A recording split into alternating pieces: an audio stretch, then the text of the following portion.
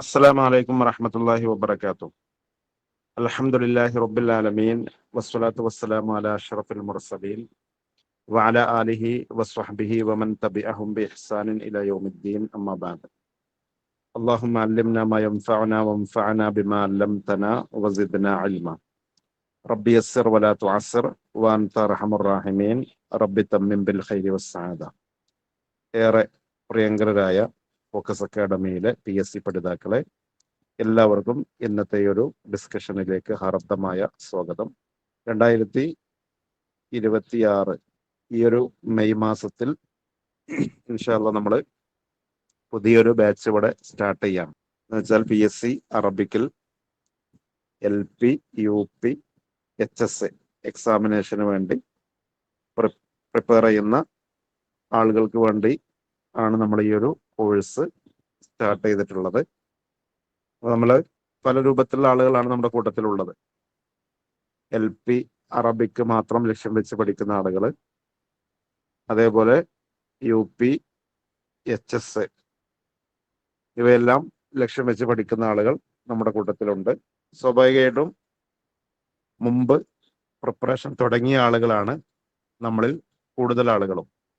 എന്നാൽ പുതുതായി തുടങ്ങുന്ന ആളുകളുണ്ട്. ചെറിയ രൂപത്തിലെങ്കിലും സിലബസ് ഒക്കെ പരിചയമുള്ള ആളുകൾ തന്നെയാണ് നമ്മുടെ കൂട്ടത്തിലുള്ളവർ. എക്സാം എഴുതിയ പരിചയമുള്ളവരുണ്ട്. നന്നായി പ്രിപ്പറേഷൻ നടത്തിയ ആളുകളൊക്കെ നമ്മുടെ കൂട്ടത്തിലുണ്ട്. അപ്പോൾ ഒരു കോഴ്സിന്റെ തുടക്കം എന്ന നിലയിൽ ഇൻഷാ അല്ലാഹ് നമ്മൾ എല്ലാവർക്കും ഫോളോ ചെയ്യാവുന്ന രൂപത്തിൽ ഈ ഒരു PSCയുടെ സിലബസിനെ ഒന്ന് ചെറിയ രൂപത്തിൽ പരിചയപ്പെടുക. എങ്ങനെയൊക്കെയാണ് ക്വസ്റ്റ്യൻ വരുന്നതെന്നും.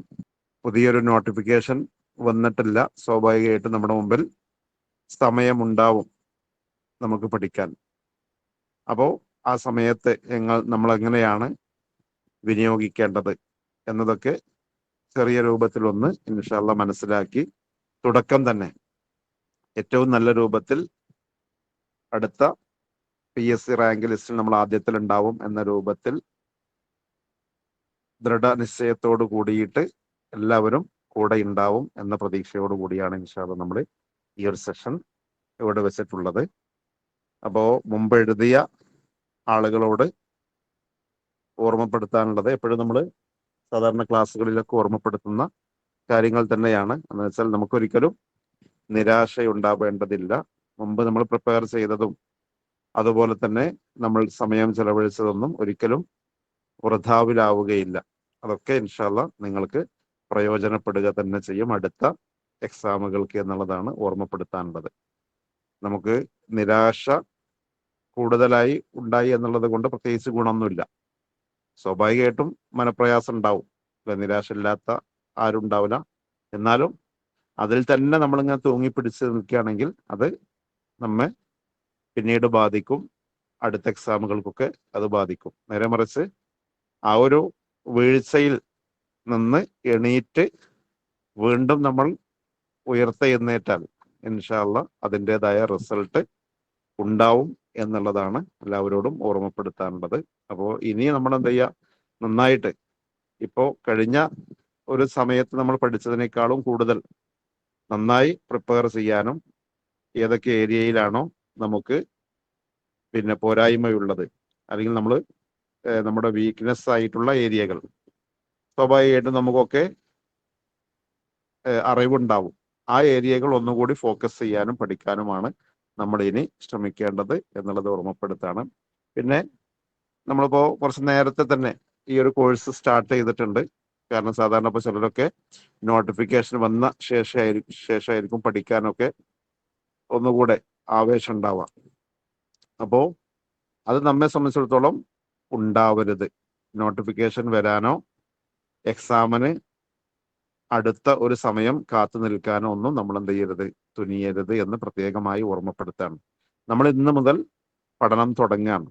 ഈ പഠനം എക്സാം എന്ന് വരട്ടെ, ഒരുപക്ഷെ ചിലപ്പോൾ വൈകിയായിരിക്കാം വരുന്നത്. 6 8 അല്ലെങ്കിൽ ഒരു വർഷം ഒക്കെ കഴിഞ്ഞായിരിക്കും ചിലപ്പോൾ എക്സാം വരിക. എന്ന് വന്നാലും നമ്മൾ പഠനം തുടർച്ചയായി തന്നെ കൊണ്ടുപോകാൻ പ്രത്യേകമായി ശ്രദ്ധിക്കണമെന്ന് ഓർമ്മപ്പെടുത്തുകയാണ്. കാരണം നമ്മൾ തീരുമാനിക്കുന്നതിനനുസരിച്ചായിരിക്കും ഇൻഷാ അള്ളാ നമ്മുടെ പഠനം ഉണ്ടാവാം. അത് പ്രത്യേകം നമ്മൾ ശ്രദ്ധിക്കേണ്ടതാണ്.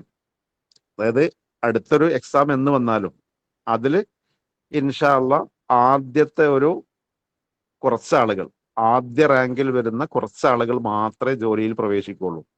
ഒരു പക്ഷേ ചിലപ്പോൾ അത് ഒരു 10 പേരാവാം, ചിലപ്പോൾ 5 പേരാവാം, ചിലപ്പോൾ ഒരു 30 പേരാവാം. അല്ലെ, അതിപ്പോ ഓരോ ജില്ലക്കനുസരിച്ച് വേക്കൻസികൾക്കനുസരിച്ച് വ്യത്യാസപ്പെടും. പക്ഷെ എന്തായിരുന്നാലും അതിൽ ആ ഒരു ആദ്യത്തെ 5 റാങ്കിൽ അടുത്ത PSC ലിസ്റ്റ് വരുമ്പോൾ അതിൽ ആദ്യ 5 റാങ്കിൽ ഞാൻ ഉണ്ടാവും എന്ന ഒരു ഉറച്ച തീരുമാനം നമുക്ക് ഇപ്പൊ തന്നെ ഉണ്ടാവണം. അതുണ്ടാവുമ്പോൾ അതിനനുസരിച്ചായിരിക്കും നമ്മുടെ പ്രിപ്പറേഷൻ ഉണ്ടാവുക. നമുക്ക് സ്വാഭാവികമായിട്ടും പല തിരക്കുകൾ ഉണ്ടെങ്കിലും പല ചുറ്റുപാടുകൾ ഉണ്ടെങ്കിലും ഈ പഠനം എന്നുള്ള വിഷയത്തിൽ നമ്മൾ എന്ത് ചെയ്യും, പ്രത്യേകമായിട്ട് അതിനൊരു സമയം കണ്ടെത്തുക ചെയ്യും. ഇല്ലെങ്കിൽ നമ്മുടെ അവസ്ഥ എന്തായിരിക്കും വെച്ചാൽ ഒരുപാട് സമയം നമ്മുടെ മുമ്പിൽ ഉണ്ട് എന്ന് നമ്മൾ ധരിക്കുകയും ആ സമയം നമ്മളെ ഉണ്ട് എന്നുള്ള നമ്മുടെ ആ ധാരണ നമ്മളെ വഞ്ചിക്കുകയും ചെയ്യും. സമയമുണ്ടല്ലോ എന്നുള്ളത് നമ്മളിങ്ങനെ മുന്നോട്ട് പോകും. പക്ഷെ നമ്മൾ പഠിക്കാത്ത അവസ്ഥയായിരിക്കും ഉണ്ടാവുക. ഇനി പഠിക്കുകയാണെങ്കിൽ തന്നെ, പുസ്തകം എടുക്കുകയാണെങ്കിൽ തന്നെ നമ്മുടെ ശ്രദ്ധ അവിടെ ഉണ്ടാവില്ല. അത് നമുക്കൊക്കെ ശരിക്ക് അനുഭവമുള്ള കാര്യമായിരിക്കും. പലരും ഇപ്പോ എന്നോട് പേഴ്സണലി വന്ന് ചോദിച്ച ചില ചോദ്യങ്ങളിൽപ്പെട്ട ഒന്നാണ്,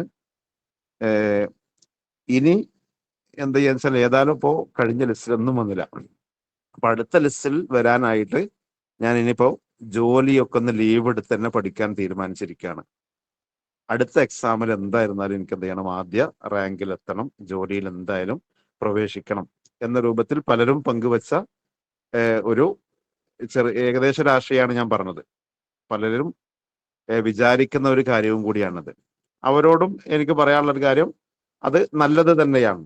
നമ്മൾ വേറെയുള്ള കാര്യങ്ങളൊക്കെ മാറ്റി വെച്ച് പഠിക്കുകയാണെങ്കിൽ നല്ലത് തന്നെയാണ്. പക്ഷെ നമ്മൾ ശരിക്കും ആലോചിച്ചാൽ അങ്ങനെ നമ്മൾ ജോലിയിൽ നിന്നൊക്കെ മാറി പഠിക്കുമ്പോൾ ഉണ്ടാവുന്ന അവസ്ഥ നേരത്തെ പറഞ്ഞ രൂപമായിരിക്കും. എന്ന് വെച്ചാൽ നമ്മുടെ മുമ്പിൽ ഒരു ദിവസം 24 മണിക്കൂറിൽ നമ്മൾ ഉറങ്ങുന്ന സമയം, ഭക്ഷണത്തിന്റെ സമയം, അതേപോലെ മറ്റു ചുറ്റുപാടുകളൊക്കെ മാറ്റി വെച്ചാൽ നമുക്ക് ഒരുപാട് സമയം നമ്മുടെ മുമ്പിൽ ഉണ്ടാവും. എന്നാലോ എക്സാമിന്റെ ഡേറ്റ് വന്നിട്ടുമില്ല. അപ്പോൾ നമ്മൾ കുറച്ചൊരു സമയമേ നമുക്ക് പഠിക്കേണ്ടതുള്ളൂ എന്ന് മനസ്സിലാക്കുകയും പലപ്പോഴും എന്ത് ചെയ്യും, നമ്മളിങ്ങനെ നീട്ടിക്കൊണ്ടു പോകും.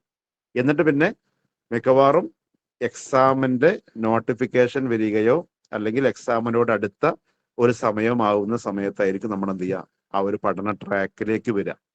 നേരെ മറിച്ച് നമ്മളിപ്പോ വർക്ക് ചെയ്തുകൊണ്ടിരിക്കുന്ന ആളുകളാണെങ്കിലും അതേപോലെ വ്യത്യസ്ത തിരക്കുകൾ ഉണ്ടെങ്കിലും നമ്മുടെ ഫാമിലി ലൈഫ് നമുക്ക് വളരെ പ്രധാനപ്പെട്ടതാണ്. അതായത് നമ്മൾ ഒരിക്കലും മറക്കാൻ പാടില്ല. അതായത് നമുക്ക് എന്തിനാണ് ജോലി എന്ന് ചോദിച്ചാൽ നമ്മൾ ഒരിക്കലും മറക്കരുത്, നമുക്ക് ഈ ജീവിതത്തിൽ ഏറ്റവും പ്രധാനപ്പെട്ട ഭാഗം ഏത് എന്ന് ചോദിച്ചാൽ നമ്മുടെ ഫാമിലി തന്നെയാണ്. ഫാമിലിയുടെ ആളുകളോടാണ് പ്രത്യേകമായിട്ട് പറയാനുള്ളത്. അതായത് നമ്മുടെ മക്കൾ, അതേപോലെ തന്നെ ഒന്നുകിൽ നമ്മുടെ ഹസ്ബൻഡ് അല്ലെങ്കിൽ നമ്മുടെ ഭാര്യ, പിന്നെ നമ്മുടെ മാതാപിതാക്കൾ, ഇവരൊക്കെ ഏറ്റവും പ്രധാനമാണ്. അവർക്ക് വേണ്ടിയിട്ട്, അവരോടൊപ്പമുള്ള ജീവിതത്തിന് വേണ്ടിയിട്ടാണ് നമ്മുടെ ജോലി എന്ന് പറയുന്നത്. എന്നിട്ട് ആ ഒരു ഭാഗം നമ്മൾ പാടെ അവഗണിക്കുകയോ നമ്മിൽ നിന്ന് കിട്ടേണ്ടത് അവർക്ക് കിട്ടാത്ത ഒരു അവസ്ഥയോ ഒരിക്കലും ഉണ്ടായിക്കൂടാ. അപ്പോൾ അതുകൂടെ നമ്മൾ മനസ്സിലാക്കിയിട്ട് നമ്മുടെ ഫാമിലി ലൈഫ്, അതേപോലെ തന്നെ ഇപ്പൊ ജോലി നമ്മളൊരു പക്ഷെ ലീവ് എടുത്താൽ നമ്മുടെ കുടുംബത്തെ അത് ബാധിക്കും എന്നുണ്ടെങ്കിൽ ആ ജോലി ലീവ് എടുക്കുന്നതിലപ്പുറം നമ്മൾ ചിന്തിക്കുക, നമ്മളിപ്പോ ജോലി ലീവ് എടുത്താലും ഒരു ദിവസം തുടർച്ചയായിട്ട് ഇപ്പൊ അടുത്തൊരു എക്സാം വരെ നമുക്ക് ഓരോ ദിവസവും നമ്മൾ മാറ്റി വെക്കുന്ന സമയം എന്ന് പറഞ്ഞാൽ മിക്കവാറും ഒരു 2 മണിക്കൂർ അല്ലെങ്കിൽ ചിലപ്പോൾ ഒരു 3 മണിക്കൂറൊക്കെ ആയിരിക്കും, നന്നായി പഠിക്കുന്ന ആളുകൾ മാറ്റി വെക്കുകയാണെങ്കിൽ. എന്നല്ലാതെ നമുക്ക് ഒരു 12 മണിക്കൂർ ഒരു ദിവസം ഫ്രീ ഉണ്ടായാൽ ആ 12 മണിക്കൂറും ഇപ്പൊ നമ്മുടെ മുമ്പിൽ എക്സാം ഡേറ്റ് വരാത്തത് കൊണ്ട് നമ്മൾ ഒരിക്കലും മാറ്റി വെക്കുകയില്ല എന്നുള്ളതാണ് വസ്തുത. അപ്പൊ അത് നമുക്ക് ജോലി ചെയ്യുകയാണെങ്കിലും നമ്മുടെ ഫാമിലിയോടൊപ്പം തന്നെ നമ്മൾ മുന്നോട്ട് പോവുകയാണെങ്കിലും ഇപ്പോൾ തന്നെ നമുക്ക് ആ ഒരു 3 മണിക്കൂർ അല്ലെങ്കിൽ 2 മണിക്കൂർ ഡെയിലി നമുക്ക് മാറ്റി വെക്കാൻ നാം വിചാരിച്ചാൽ സാധിക്കും. അപ്പോൾ അങ്ങനെ സാധിക്കുന്നവർ ആ രൂപത്തിൽ തന്നെ മുന്നോട്ട് പോവുകയായിരിക്കും ഏറ്റവും ഹയർ എന്നാണ് പറയാനുള്ളത്. ഇത് ജോലി ലീവ് എടുക്കേണ്ടതില്ല എന്നോ അതേപോലെ തന്നെ ഫാമിലി ലൈഫുമായി ബന്ധപ്പെട്ട് നിങ്ങൾ സമയം ചിലവഴിക്കുന്നതിൽ നിന്ന് മാറി നിൽക്കണം എന്നൊന്നല്ല ഞാൻ ഈ പറഞ്ഞതിന്റെ അർത്ഥം. മറിച്ച് നമുക്ക് ഇമ്പോർട്ടൻസ് കൊടുക്കേണ്ടതിന് നമ്മൾ ഇമ്പോർട്ടൻസ് കൊടുത്താലും നമുക്ക് സമയം മാറ്റിവെക്കാൻ പറ്റും. മാത്രമല്ല, സമയമില്ലാത്ത ആളുകളായിരിക്കും ഏറ്റവും നന്നായി മിക്കവാറും പഠിക്കുക. എന്തുകൊണ്ടെന്ന് വെച്ചാൽ അവർക്ക് കിട്ടുന്ന സമയം ഏറ്റവും നല്ല രൂപത്തിൽ വിനിയോഗിക്കാൻ അവർ ശ്രമിക്കും. ഇപ്പോൾ നമ്മുടെ ആക്ടിവിറ്റി ഗ്രൂപ്പൊക്കെ ഇങ്ങനെ ചലിക്കുന്നത് കാണുമ്പോൾ കുറച്ച് ആളുകൾ അത് ചലിപ്പിക്കുന്നുണ്ടെന്ന് വിചാരിക്കാം. അപ്പൊ സ്വാഭാവികമായിട്ടും സമയമില്ലാത്ത ആളുകൾ അവര് ഈ ഒരു ചലിക്കുന്നത് ഇങ്ങനെ കാണും. അപ്പൊ അവരുടെ മനസ്സിൽ എപ്പോഴും എന്താ വെച്ചാൽ എല്ലാവരും പഠിക്കുകയാണ്, എന്നെ സംബന്ധിച്ചിടത്തോളം പഠിക്കാൻ സമയമില്ലല്ലോ എന്നായിരിക്കും അവരുടെ മനസ്സിലുണ്ടാവുക. അപ്പൊ അവര് സ്വാഭാവികമായിട്ടും കിട്ടുന്ന സമയം ഒരുപക്ഷെ ചിലപ്പോൾ രാത്രി മക്കളൊക്കെ ഉറങ്ങിയ ശേഷം ഒരു അരമണിക്കൂർ അല്ലെങ്കിൽ 1 മണിക്കൂറായിരിക്കും കിട്ടുന്നത്.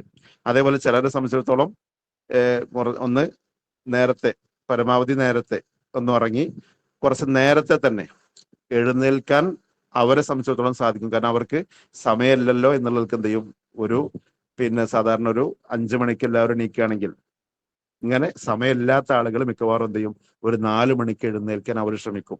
കാരണം അവരുടെ മുമ്പിൽ മറ്റു സമയം കിട്ടാത്തത് കൊണ്ട്.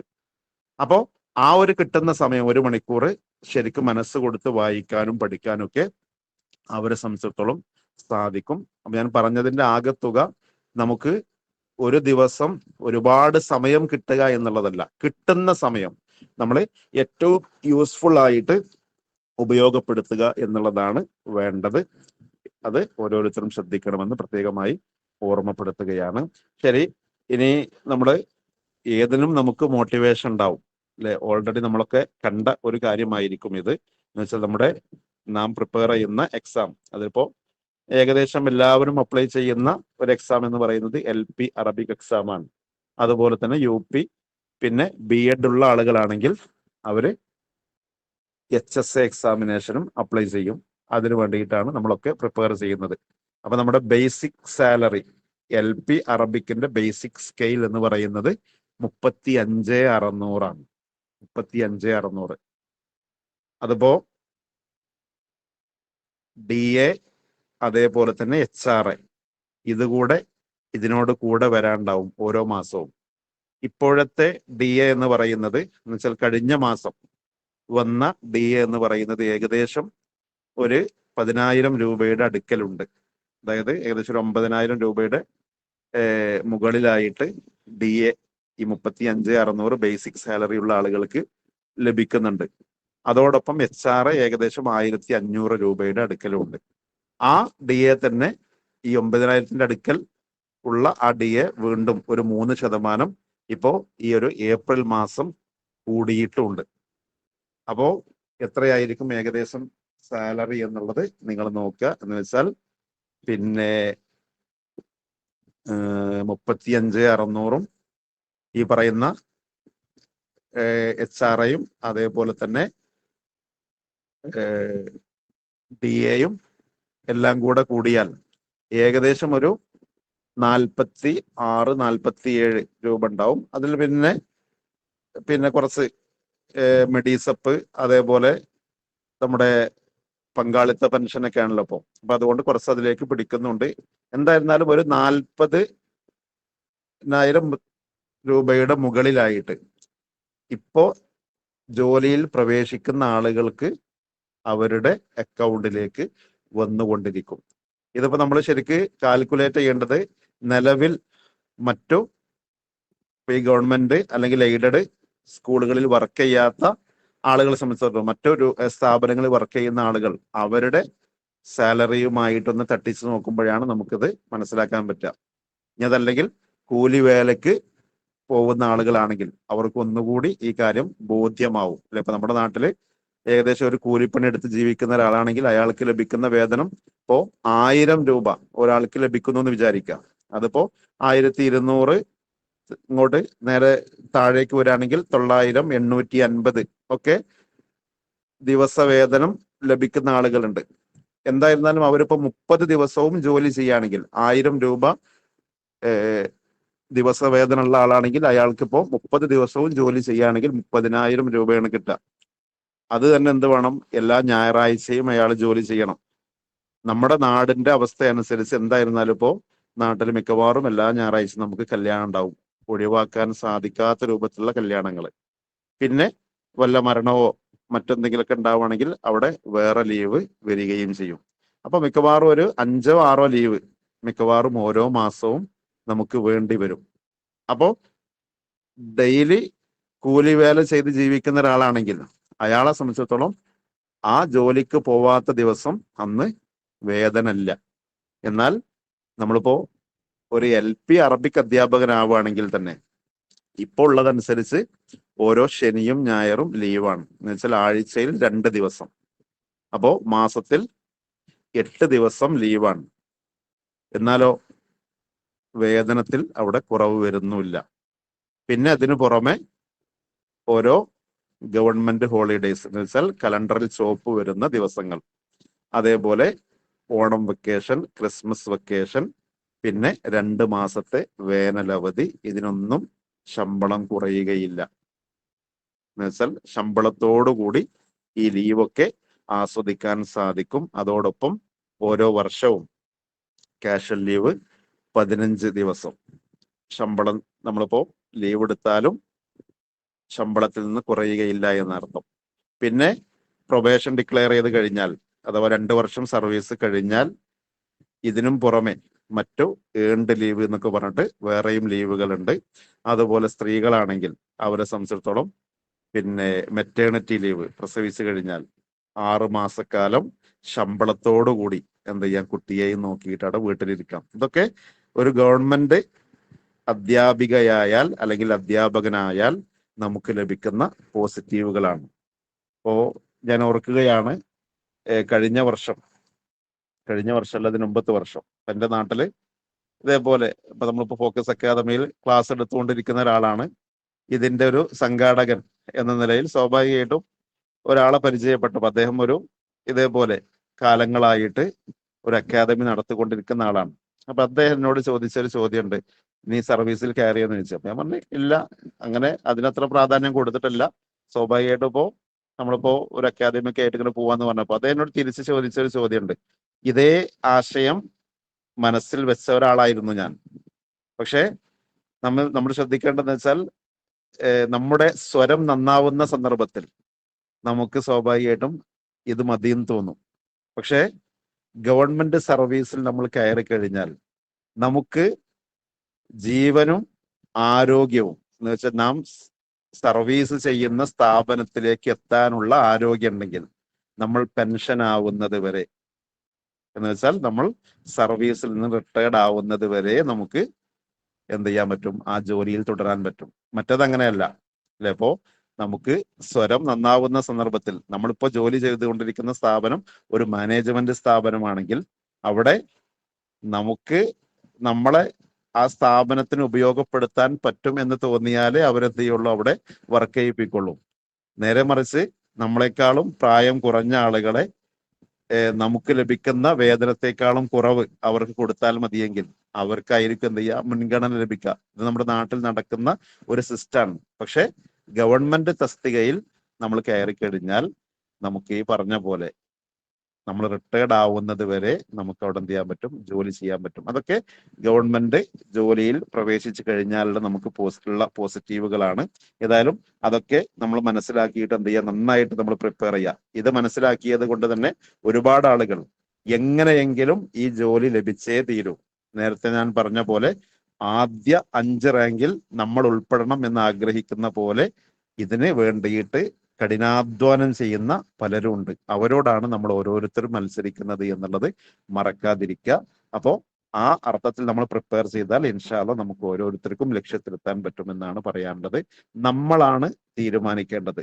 അടുത്ത ആ ഒരു റാങ്ക് ലിസ്റ്റ് വരുമ്പോൾ അതിന്റെ ആദ്യ 5 റാങ്കിനുള്ളിൽ ഞാൻ ഉണ്ടാവും, എന്റെ റാങ്ക് 4 ആയിരിക്കും അല്ലെങ്കിൽ 1 ആയിരിക്കും എന്ന് നമ്മൾ തീരുമാനിക്കുകയും അതിനനുസരിച്ചുള്ള പ്രിപ്പറേഷൻ നമ്മൾ നടത്തുകയും വേണം. ഓക്കെ, അപ്പോ ആ രൂപത്തിൽ എല്ലാവരും ഇൻഷാ അല്ലാഹ് ഈ കോഴ്സിന്റെ തുടക്കം മുതൽ എന്നാണോ നമ്മുടെ എക്സാം വരുന്നത് ആ എക്സാമിന്റെ അന്ന് വരെ നിങ്ങൾ പഠനവുമായി കൂടെ ഉണ്ടാവണമെന്ന് പ്രത്യേകമായി ഓർമ്മപ്പെടുത്തുകയാണ്. പ്രത്യേകിച്ച് ഈ ഒരു കോഴ്സിന്റെ തുടക്കത്തിലുള്ള ആളുകൾ എന്ന നിലയിൽ നിങ്ങളെ സംബന്ധിച്ചിടത്തോളം ഇൻഷാ അള്ളാ നല്ല ഒരു ഓപ്പർച്യൂണിറ്റിയാണ് ലഭിക്കുക. കാരണം മിക്കവാറും ഫോക്കസിൽ ഓരോ ബാച്ചിലും ഇതേപോലെ തുടക്കത്തിലുള്ള ആളുകൾക്ക് ഒരു 3 തവണ അല്ലെങ്കിൽ ചുരുങ്ങിയത് 2 തവണ റിവിഷൻ നടത്താനുള്ള സമയം ലഭിക്കാറുണ്ട്. കാരണം നമുക്ക് സിലബസ് ഒന്ന് കവർ ചെയ്യുമ്പോഴേക്കായിരിക്കും മിക്കവാറും അടുത്ത നോട്ടിഫിക്കേഷൻ വരിക, നമ്മുടെ എക്സാമിന്റെ നോട്ടിഫിക്കേഷൻ വരിക. അപ്പോൾ നമ്മളത് സ്വാഭാവികമായിട്ട് അടുത്തൊരു ബാച്ച് സ്റ്റാർട്ട് ചെയ്യും. ആ ബാച്ച് സ്റ്റാർട്ട് ചെയ്യുമ്പോൾ ഈ തുടക്കത്തിലുള്ള ആളുകളെ സംബന്ധിച്ചിടത്തോളം അവർക്ക് അതൊരു പുതിയ ആ ബാച്ചിന്റെ ക്ലാസ്സുകൾ നിങ്ങൾക്ക് റിവിഷൻ ആയിട്ട് നിങ്ങൾക്ക് വേറെ ഫീ ഒന്നും അടയ്ക്കേണ്ടി വരികയില്ല. നിങ്ങൾക്ക് ആ ഒരു ബാച്ചിന്റെ കൂടെ നിങ്ങൾക്ക് റിവിഷനുമായി മുന്നോട്ട് പോകാൻ പറ്റും. അത് കഴിഞ്ഞ് പിന്നെ വീണ്ടും എക്സാമിന് അടുപ്പിച്ച് നമ്മൾ ഷുവർ ഷൂട്ട് എന്ന് പറഞ്ഞ് സാധാരണഗതിയിൽ ആ സമയത്ത് വെറും ക്വസ്റ്റ്യൻ ഡിസ്കഷനിലൂടെ പഠിക്കാൻ വേണ്ടിയിട്ട് ഉദ്ദേശിക്കുന്ന ആളുകളെ ഉദ്ദേശിച്ചുകൊണ്ട് നമ്മളൊരു കോഴ്സ് നടത്താറുണ്ട്. അതും നിങ്ങൾക്ക് ഫ്രീ ആയിട്ട് നൽകുന്നതായിരിക്കും. പക്ഷെ ആ സമയത്തൊക്കെ നമുക്ക് റിവിഷൻ എന്ന അർത്ഥത്തിൽ മാത്രമേ നമ്മൾ ഉണ്ടാകാവൂ. അതിനു മുമ്പ് നമ്മൾ ഇപ്പൊ തന്നെ സിലബസിന്റെ ഓരോ ഭാഗങ്ങളും നന്നായി കവർ ചെയ്യാനും ആ ക്ലാസ്സുകൾ ഓരോ ആഴ്ച കഴിയുമ്പോഴും നമ്മുടേതായ ഒരു റിവിഷൻ വേറെ നിങ്ങൾ നടത്തുകയും ചെയ്യുകയാണെങ്കിൽ ഇൻഷാ അള്ളാ ഈ പറഞ്ഞ പോലെ ആദ്യ റാങ്കിലെത്താൻ നമുക്ക് ഓരോരുത്തർക്കും സാധിക്കും. അപ്പൊ നമ്മളിങ്ങനെ നിങ്ങൾക്ക് ഓരോ അധ്യാപകർ നൽകുന്ന ഓരോ ഭാഗത്തെയും ക്ലാസ്സുകൾ ആ ക്ലാസ്സുകൾ കേട്ട് അതിനനുസരിച്ച് നമ്മളിങ്ങനെ മുന്നോട്ട് പോകുമ്പോൾ നമുക്ക് തോന്നുന്നത് ഇതില് ഇന്നാലിന്ന പോയിന്റ്സ് കൂടി ആഡ് ചെയ്താൽ നന്നാവും എന്ന് നിങ്ങൾക്ക് തന്നെ പിന്നെ തോന്നുന്ന ഒരു ഘട്ടമെത്തും നിങ്ങൾ പഠിച്ചു കഴിയുമ്പോൾ. അപ്പോൾ ഒരു എക്സ്ട്രാ റീഡിങ് നടത്താനും അതേപോലെ തന്നെ നിങ്ങൾക്ക് ഓരോ ഭാഗവും ഓർത്തു വെക്കാനായിട്ട് ഓരോരുത്തർക്കും ഓരോ സ്ട്രാറ്റജി ആയിരിക്കും ഉണ്ടാവാം. ഇപ്പൊ കഴിഞ്ഞ ദിവസങ്ങളിൽ നമ്മൾ പിന്നെ വ്യത്യസ്ത റാങ്ക് ലിസ്റ്റുകളിൽ വരികയും ജോലിയിൽ പ്രവേശിക്കുകയും ചെയ്ത ആളുകളുടെ അനുഭവങ്ങൾ കേട്ടതാണ്. അപ്പൊ ഓരോരുത്തരും വ്യത്യസ്ത രൂപത്തിലാണ് അവരുടെ പഠനം മുന്നോട്ട് കൊണ്ടുപോയത്. അപ്പൊ അവരുടെയൊക്കെ ആ രീതി നമുക്ക് അങ്ങനെ തന്നെ ഫോളോ ചെയ്യാം. അതിലുപരിയായിട്ട് നമ്മളിങ്ങനെ പഠിച്ച് മുന്നോട്ട് പോകുമ്പോൾ നമുക്ക് തന്നെ ഒരു സിസ്റ്റം സ്വാഭാവികമായിട്ടും രൂപപ്പെട്ടു വരും. അതിനൊക്കെ എന്ത് വേണമെന്ന് വെച്ചാൽ നമ്മൾ സ്വന്തമായിട്ട് ഇതേ രൂപത്തിൽ ഒരു ട്രാക്കിലൂടെ പഠനവുമായി മുന്നോട്ട് പോകണം. അപ്പോഴേ നമുക്ക് ആ രൂപത്തിൽ ഓരോ ചിന്തയും അതിനനുസരിച്ചുള്ള പിന്നെ പഠന രൂപവും ഉണ്ടാവുകയുള്ളൂ. ആ രൂപത്തിൽ എല്ലാവരും പഠനവുമായി കൂടെ ഉണ്ടാവണം എന്നൊന്നുകൂടി ഓർമ്മപ്പെടുത്താണ്. ഇനി പുതിയതായി പ്രിപ്പയർ ചെയ്തുകൊണ്ടിരിക്കുന്ന ആളുകൾക്ക് എന്നോണം നമ്മുടെ PSCയുടെ സിലബസ് അതിപ്പോ ഏകദേശം ഈ 3നും LP ആയിരുന്നാലും UP ആയിരുന്നാലും HSA ആയിരുന്നാലും ഏകദേശം ഒരേ രൂപത്തിൽ തന്നെയാണ് സിലബസ് ഉള്ളത്. അപ്പോ അതിൽപ്പെട്ട ഒരു സിലബസ് മാത്രമാണ് ജസ്റ്റ് ഇവിടെ ഒന്ന് കാണിക്കുന്നത്. കാരണം അതിൽ ഏകദേശം ഒരേ രൂപത്തിൽ തന്നെയാണ് എല്ലാത്തിലും വരുന്നത്. ചിലപ്പോൾ HSAയിൽ മാത്രമാണ് ചെറിയൊരു വ്യത്യാസമുള്ളത്. അപ്പൊ അത് ഇൻഷാല്ലാ ഡീറ്റെയിൽ ആയിട്ട് നിങ്ങൾക്ക് ഏതായാലും ക്ലാസ്സിൽ ആ HSAയുടെ ഭാഗത്ത് വരുന്നതൊക്കെ നിങ്ങൾക്ക് ലഭിക്കുകയും ചെയ്യും. ഇതിപ്പോ LPയുടെ ഒരു സിലബസ് ആണ് PSCക്ക് തന്നെ വന്ന. ഇതിലിപ്പോ നമുക്ക് 20 മാർക്കിന് renaissance in Kerala and freedom movement അതേപോലെ തന്നെ general knowledge and current affairs എന്ന് പറയുന്ന ഭാഗമാണ്. 20 മാർക്കിന് നമുക്ക് ഈ ഒരു ഭാഗമാണ് വരുന്നത്. അത് ഇൻഷാല്ല അതിന്റെ ഡീറ്റെയിൽഡ് ആയിട്ടുള്ള സിലബസ് അനാലിസിസ് നാളെ ഇൻഷാല്ല ഉണ്ടായിരിക്കും. ഓക്കെ, ഇനി 80 മാർക്കിന് വരുന്നത് നമ്മുടെ കോർ ഏരിയ സബ്ജക്ട് ഏരിയയാണ്. അഥവാ അറബിക്കിലുള്ള ഭാഗത്തു നിന്ന് വരുന്നത് 80 മാർക്കാണ്. ഈ 80 മാർക്കിന് വരുന്നത് ഏതൊക്കെയാണെന്ന് ചോദിച്ചാൽ നമുക്ക് ടോട്ടലി നമുക്ക് ഇങ്ങനെ വേണമെങ്കിൽ പറയാം. ഇത്രയും ഭാഗങ്ങളാണ് വരുന്നത്. അതിലിപ്പോ കൂടുതൽ ഏരിയ വരുന്ന ഭാഗമാണ് താരീഖുൽ അദബിൽ അറബി. അത് മിക്കവാറും ആളുകൾ നോക്കിയിട്ടുള്ള ഒരു ഭാഗമായിരിക്കും. ഇപ്പൊ കേട്ടറ്റിന് വേണ്ടിയിട്ട് മറ്റൊക്കെ ആയിട്ട് നോക്കിയ ആളുകൾ ഉണ്ടാവും.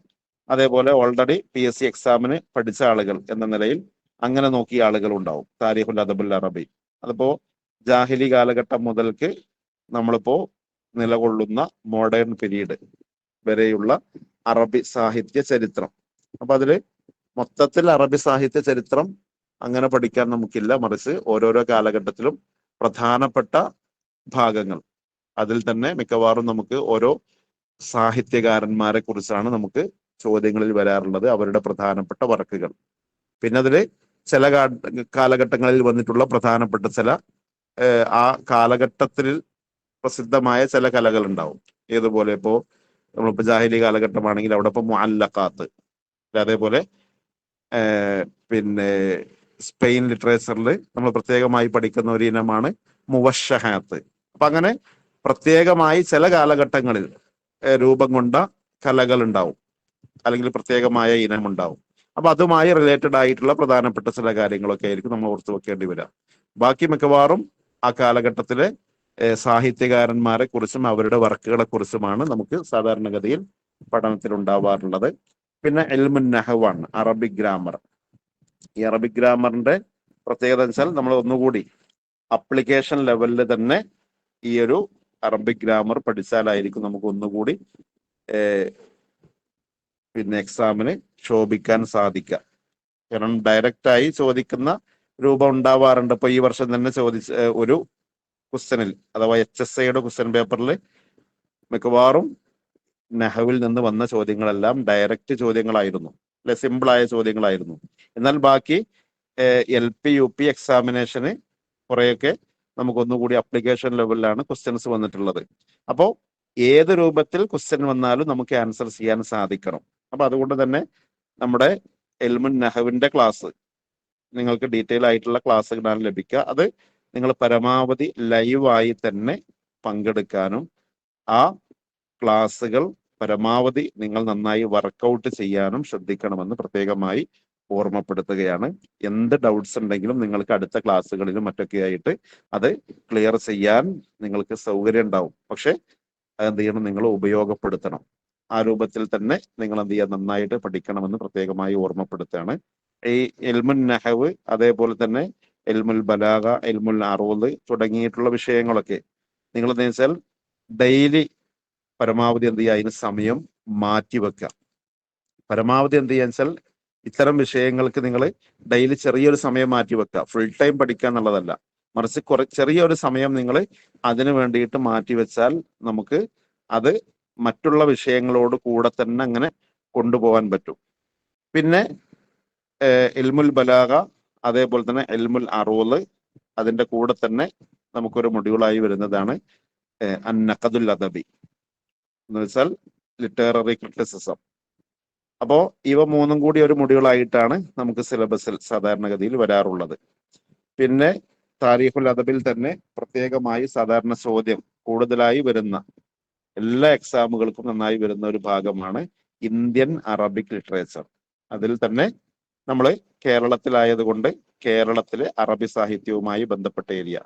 അപ്പൊ അത് ഈ ചോദ്യങ്ങളിൽ കൂടുതൽ വരുന്നത് പോലെ തന്നെ അൽഹംദുലില്ലാ നമ്മൾ ഡീറ്റെയിൽ ആയിട്ടുള്ള ക്ലാസ് തന്നെയാണ് ആ ഭാഗത്ത് നിന്ന് നൽകാറുള്ളത്. അതൊക്കെ നിങ്ങൾ പരമാവധി ഉപയോഗപ്പെടുത്തുകയും എങ്ങനെ അത് നമുക്ക് ഓർത്ത് വെക്കാം എന്ന് കൃത്യമായി നിങ്ങൾ ഓരോരുത്തരും പ്രത്യേകമായി എന്ത് ചെയ്യുക, അതിലൊരു സ്ട്രാറ്റജി ഉണ്ടാക്കാം. നമ്മുടെ ആക്ടിവിറ്റി ഗ്രൂപ്പുകളൊക്കെ സജീവമാക്കാൻ ശ്രദ്ധിക്കാം. അതുപോലെ തന്നെ മുമ്പ് കഴിഞ്ഞ ഒരുപാട് ക്വസ്റ്റ്യൻ പേപ്പറുകൾ നമ്മുടെയൊക്കെ അടുക്കൽ ഉണ്ടാവും, PDF-കളായിട്ടും അല്ലാതെയുമായിട്ട്. അതൊക്കെ നിങ്ങൾ എന്ത് ചെയ്യാന്ന് വെച്ചാൽ ഏതെങ്കിലും ഒരു സമയം വെച്ചിട്ട് നിങ്ങൾക്ക് തന്നെ ഗൂഗിൾ മീറ്റ് വഴിയൊക്കെ ഡിസ്കസ് ചെയ്യാവുന്നതാണ്. ഇപ്പോ കേട്ടറ്റിന്റെ, അതേപോലെ തന്നെ സെറ്റ് എക്സാമിനേഷന്റെ ഒക്കെ ക്വസ്റ്റ്യൻ പേപ്പറുകൾ നമ്മുടെ ഈ ഒരു PSCയുടെ സിലബസിൽ വരുന്ന ഭാഗങ്ങൾ തന്നെയാണ് അതിലൊക്കെ ഉള്ളത്. അപ്പോൾ ആ ക്വസ്റ്റ്യൻ പേപ്പറുകളൊക്കെ PDF-കൾ നമ്മുടെ അടുക്കലുണ്ടാവും. അതൊക്കെ എന്ത് ചെയ്യുക, നിങ്ങൾക്ക് ഇതേപോലെ ഡിസ്കസ് ചെയ്ത് പോകാൻ പറ്റും. അപ്പോൾ ഏതെങ്കിലും ഏരിയ നമ്മളിപ്പോൾ ഇങ്ങനെ ക്ലാസ്സിൽ ഡിസ്കസ് ചെയ്ത ഭാഗങ്ങളാണെങ്കിലും ചിലപ്പോൾ അതിൽ വരാത്ത ഏതെങ്കിലും പോയിന്റ്, അല്ലെങ്കിൽ വരാത്ത ഏതെങ്കിലും പിന്നെ പോയിന്റ് ഉൾക്കൊള്ളുന്ന ക്വസ്റ്റ്യൻസ് ആ ക്വസ്റ്റ്യൻ പേപ്പറുകളിൽ വന്നിട്ടുണ്ടാവും. അപ്പൊ അത് നമുക്ക് എന്ത് ചെയ്യാൻ പറ്റും, പുതുതായി ലഭിക്കുകയും ചെയ്യും. അതോടൊപ്പം നമ്മൾ ചർച്ച ചെയ്ത ഭാഗങ്ങളാണെങ്കിലും ആ ഭാഗങ്ങളിൽ നിന്ന് വന്ന ചോദ്യങ്ങൾ തന്നെ നമുക്ക് ഒന്നുകൂടി പിന്നെ റിവിഷൻ നടത്താനൊക്കെ നമുക്ക് അതിലൂടെ നമുക്ക് സാധിക്കും. ആ രൂപത്തിൽ നിങ്ങൾ എന്ത് ചെയ്യാൻ വെച്ചാൽ സമയം വിനിയോഗിക്കണം. അതേപോലെ തന്നെ ക്വസ്റ്റ്യൻ പേപ്പറുകൾ അനാലിസിസ് ചെയ്യണം എന്ന് കൂടി സാന്ദർഭികമായി ഓർമ്മപ്പെടുത്താണ്. കാരണം ഏതൊരു പിന്നെ കോമ്പറ്റിറ്റീവ് എക്സാമുകൾക്കും ഏറ്റവും പ്രധാനമായിട്ട് നമ്മൾ ശ്രദ്ധിക്കേണ്ട രണ്ട് കാര്യങ്ങൾ, ഒന്ന് സിലബസ് കൃത്യമായിട്ട് നമ്മൾ പഠിക്കുക എന്നുള്ളതാണ്. സിലബസ് എങ്ങനെയെങ്കിലുമൊക്കെ ജസ്റ്റ് ഒന്ന് വായിച്ചു പോവുക എന്നുള്ളതല്ല, സിലബസ് നമുക്ക് എന്ത് ചെയ്യണം, അങ്ങോട്ട് പഠിയണം. ഇന്ന ഭാഗങ്ങളൊക്കെയാണ് സിലബസ്, ഇതൊക്കെയാണ് പഠിക്കാനുള്ളത് എന്നുള്ളത് കൃത്യമായിട്ട് നമ്മൾ എന്ത് ചെയ്യണം, പഠിക്കന്നെ വേണം. പിന്നെ മറ്റൊന്ന്, ആ സിലബസ് മനസ്സിലാക്കി കഴിഞ്ഞാൽ എങ്ങനെയാണ് ആ ഭാഗത്ത് നിന്ന് ചോദ്യങ്ങൾ വരുന്നത് എന്നുള്ളതും വളരെ പ്രധാനമാണ്, അത് മനസ്സിലാക്കുക എന്നുള്ളത്. അപ്പൊ അതിനാണ് നമ്മൾ കഴിഞ്ഞ കാല ക്വസ്റ്റ്യൻ പേപ്പറുകൾ പരിശോധിക്കണം എന്ന് പറയുന്നത്. അപ്പൊ അത് നമ്മുടെ ക്ലാസ്സുകൾ ഏകദേശം എല്ലാ ക്ലാസ്സുകളും കഴിഞ്ഞ ക്വസ്റ്റ്യൻ പേപ്പറുകളൊക്കെ അനാലിസിസ് ചെയ്തുകൊണ്ടുള്ള ക്ലാസ്സുകൾ തന്നെ ആയിരിക്കും മിക്കവാറും. അതിൽ തന്നെ മോഡൽ ക്വസ്റ്റ്യൻ ആയിട്ടും അതേപോലെ തന്നെ പ്രീവിയസ് ഇയർ ക്വസ്റ്റ്യൻസ് ഒക്കെ കാണിക്കുന്നതായിരിക്കും. എന്നാലും ഏതെങ്കിലും ഭാഗങ്ങളൊക്കെ ചിലപ്പോൾ വിട്ടുപോയതുണ്ടാവും. ഇനി ക്ലാസ്സിൽ വന്നതാണെങ്കിലും ആ ക്വസ്റ്റ്യൻ പേപ്പർ അങ്ങനെ തന്നെ എടുത്ത് നമ്മൾ ജസ്റ്റ് ഒന്നും കൂടി പരിശോധിക്കുകയാണെങ്കിൽ അത് നമുക്ക് ഒന്നുകൂടി ഓർമ്മയിൽ നിൽക്കാനൊക്കെ സഹായകമാവും. അപ്പൊ അതുകൂടി നിങ്ങളുടെ ശ്രദ്ധയിൽ ഉണ്ടാവണമെന്ന് ഓർമ്മപ്പെടുത്താണ്. പിന്നെ ഇപ്പോ ഓരോ എക്സാമുകളിലും കൂടുതലായി ചോദ്യങ്ങൾ വരുന്ന ഒരു ഭാഗമാണ് നമ്മുടെ അറബിക് പെഡഗോജി. ഇതിപ്പോ തുറുഖു തദ്രീസ് എന്ന് വെച്ചാൽ ടീച്ചിങ് മെത്തഡോളജി എന്ന് പറയുന്ന ഭാഗം അതാണ്, അറബിക് പെഡഗോജിയുമായി ബന്ധപ്പെട്ട ഏരിയ. അതിൽ പിന്നെ നമുക്ക് ഡീറ്റെയിൽ ആയിട്ടുള്ള ക്ലാസ്സുകൾ തന്നെ നിങ്ങൾക്ക് ലഭിക്കുന്നതാണ്. ഇപ്പോൾ കഴിഞ്ഞ കാല എക്സാമുകളിലൊക്കെ ഒരുപാട് ആളുകൾക്ക് വെളിച്ചമേകിയ ക്ലാസ്സുകളാണ് നമ്മുടെ ഫാത്തിമ മുനവ്വിറ ടീച്ചറുടെ ക്ലാസ്സുകൾ. അപ്പൊ അത് നിങ്ങൾക്ക് ഡീറ്റെയിൽ ആയിട്ട് തന്നെ ലഭിക്കും. അതിന്റെ അനുബന്ധമായി വരുന്ന ഭാഗം തന്നെയാണ് നമ്മുടെ സ്കൂൾ ടെക്സ്റ്റ് ബുക്കും അതേപോലെ തന്നെ ഹാൻഡ് ബുക്കും നമ്മൾ നോക്കണം. പ്രത്യേകിച്ച് ഇപ്പോൾ LP UP പിന്നെ എക്സാമിന് പ്രിപ്പയർ ചെയ്യുന്ന ആളുകളാണെങ്കിൽ 1 മുതൽ 7 വരെ, അത് ചിലപ്പോൾ ഹൈസ്കൂളിലെ ടെക്സ്റ്റ് പുസ്തകങ്ങളിൽ നിന്നും ചിലപ്പോൾ ചോദ്യം അതിൽ തന്നെ വരാം. ഇനി HSAക്ക് പ്രിപ്പയർ ചെയ്യുന്ന ആളുകളാണെങ്കിൽ എന്തായിരുന്നാലും 1 മുതൽ 10 വരെയുള്ള ടെക്സ്റ്റ് പുസ്തകവും അതേപോലെ തന്നെ അതിന്റെ ഹാൻഡ് ബുക്കും നന്നായിട്ട് എന്ത് ചെയ്യണം, റെഫർ ചെയ്യണം. അപ്പൊ അതിന് നമുക്ക് ഒരു മാതൃകയാക്കാവുന്ന, പഠനത്തിന് മാതൃകയാക്കാവുന്ന നല്ലൊരു പിന്നെ ക്ലാസ് അതുമായി ബന്ധപ്പെട്ടും നിങ്ങൾക്ക് ലഭിക്കുന്നതായിരിക്കും. അപ്പോൾ ഇതൊക്കെ നിങ്ങൾ എന്ത് ചെയ്യുക, നന്നായിട്ട് ഫോളോ ചെയ്യുക എന്നുള്ളത് വളരെ പ്രധാനമാണ്. പിന്നെ അതേപോലെ തന്നെ തർജുമ, ട്രാൻസ്ലേഷൻ, അതിപ്പോൾ അറബിക്കിൽ നിന്ന് ഇംഗ്ലീഷിലേക്കും അതേപോലെ തന്നെ ഇംഗ്ലീഷിൽ നിന്ന് അറബിക്കിലേക്കും നമുക്ക് മിക്കവാറും ഓരോ സെന്റൻസുകൾ തന്ന് ട്രാൻസ്ലേറ്റ് ചെയ്യാനുള്ള രൂപം ഉണ്ടാവാറുണ്ട്. അതേപോലെ തന്നെ 1 വേർഡ് ആയിട്ടുള്ള ക്വസ്റ്റ്യൻസ് അതിപ്പോ വരില്ല എന്നുള്ളതല്ല, മറിച്ച് വരാം.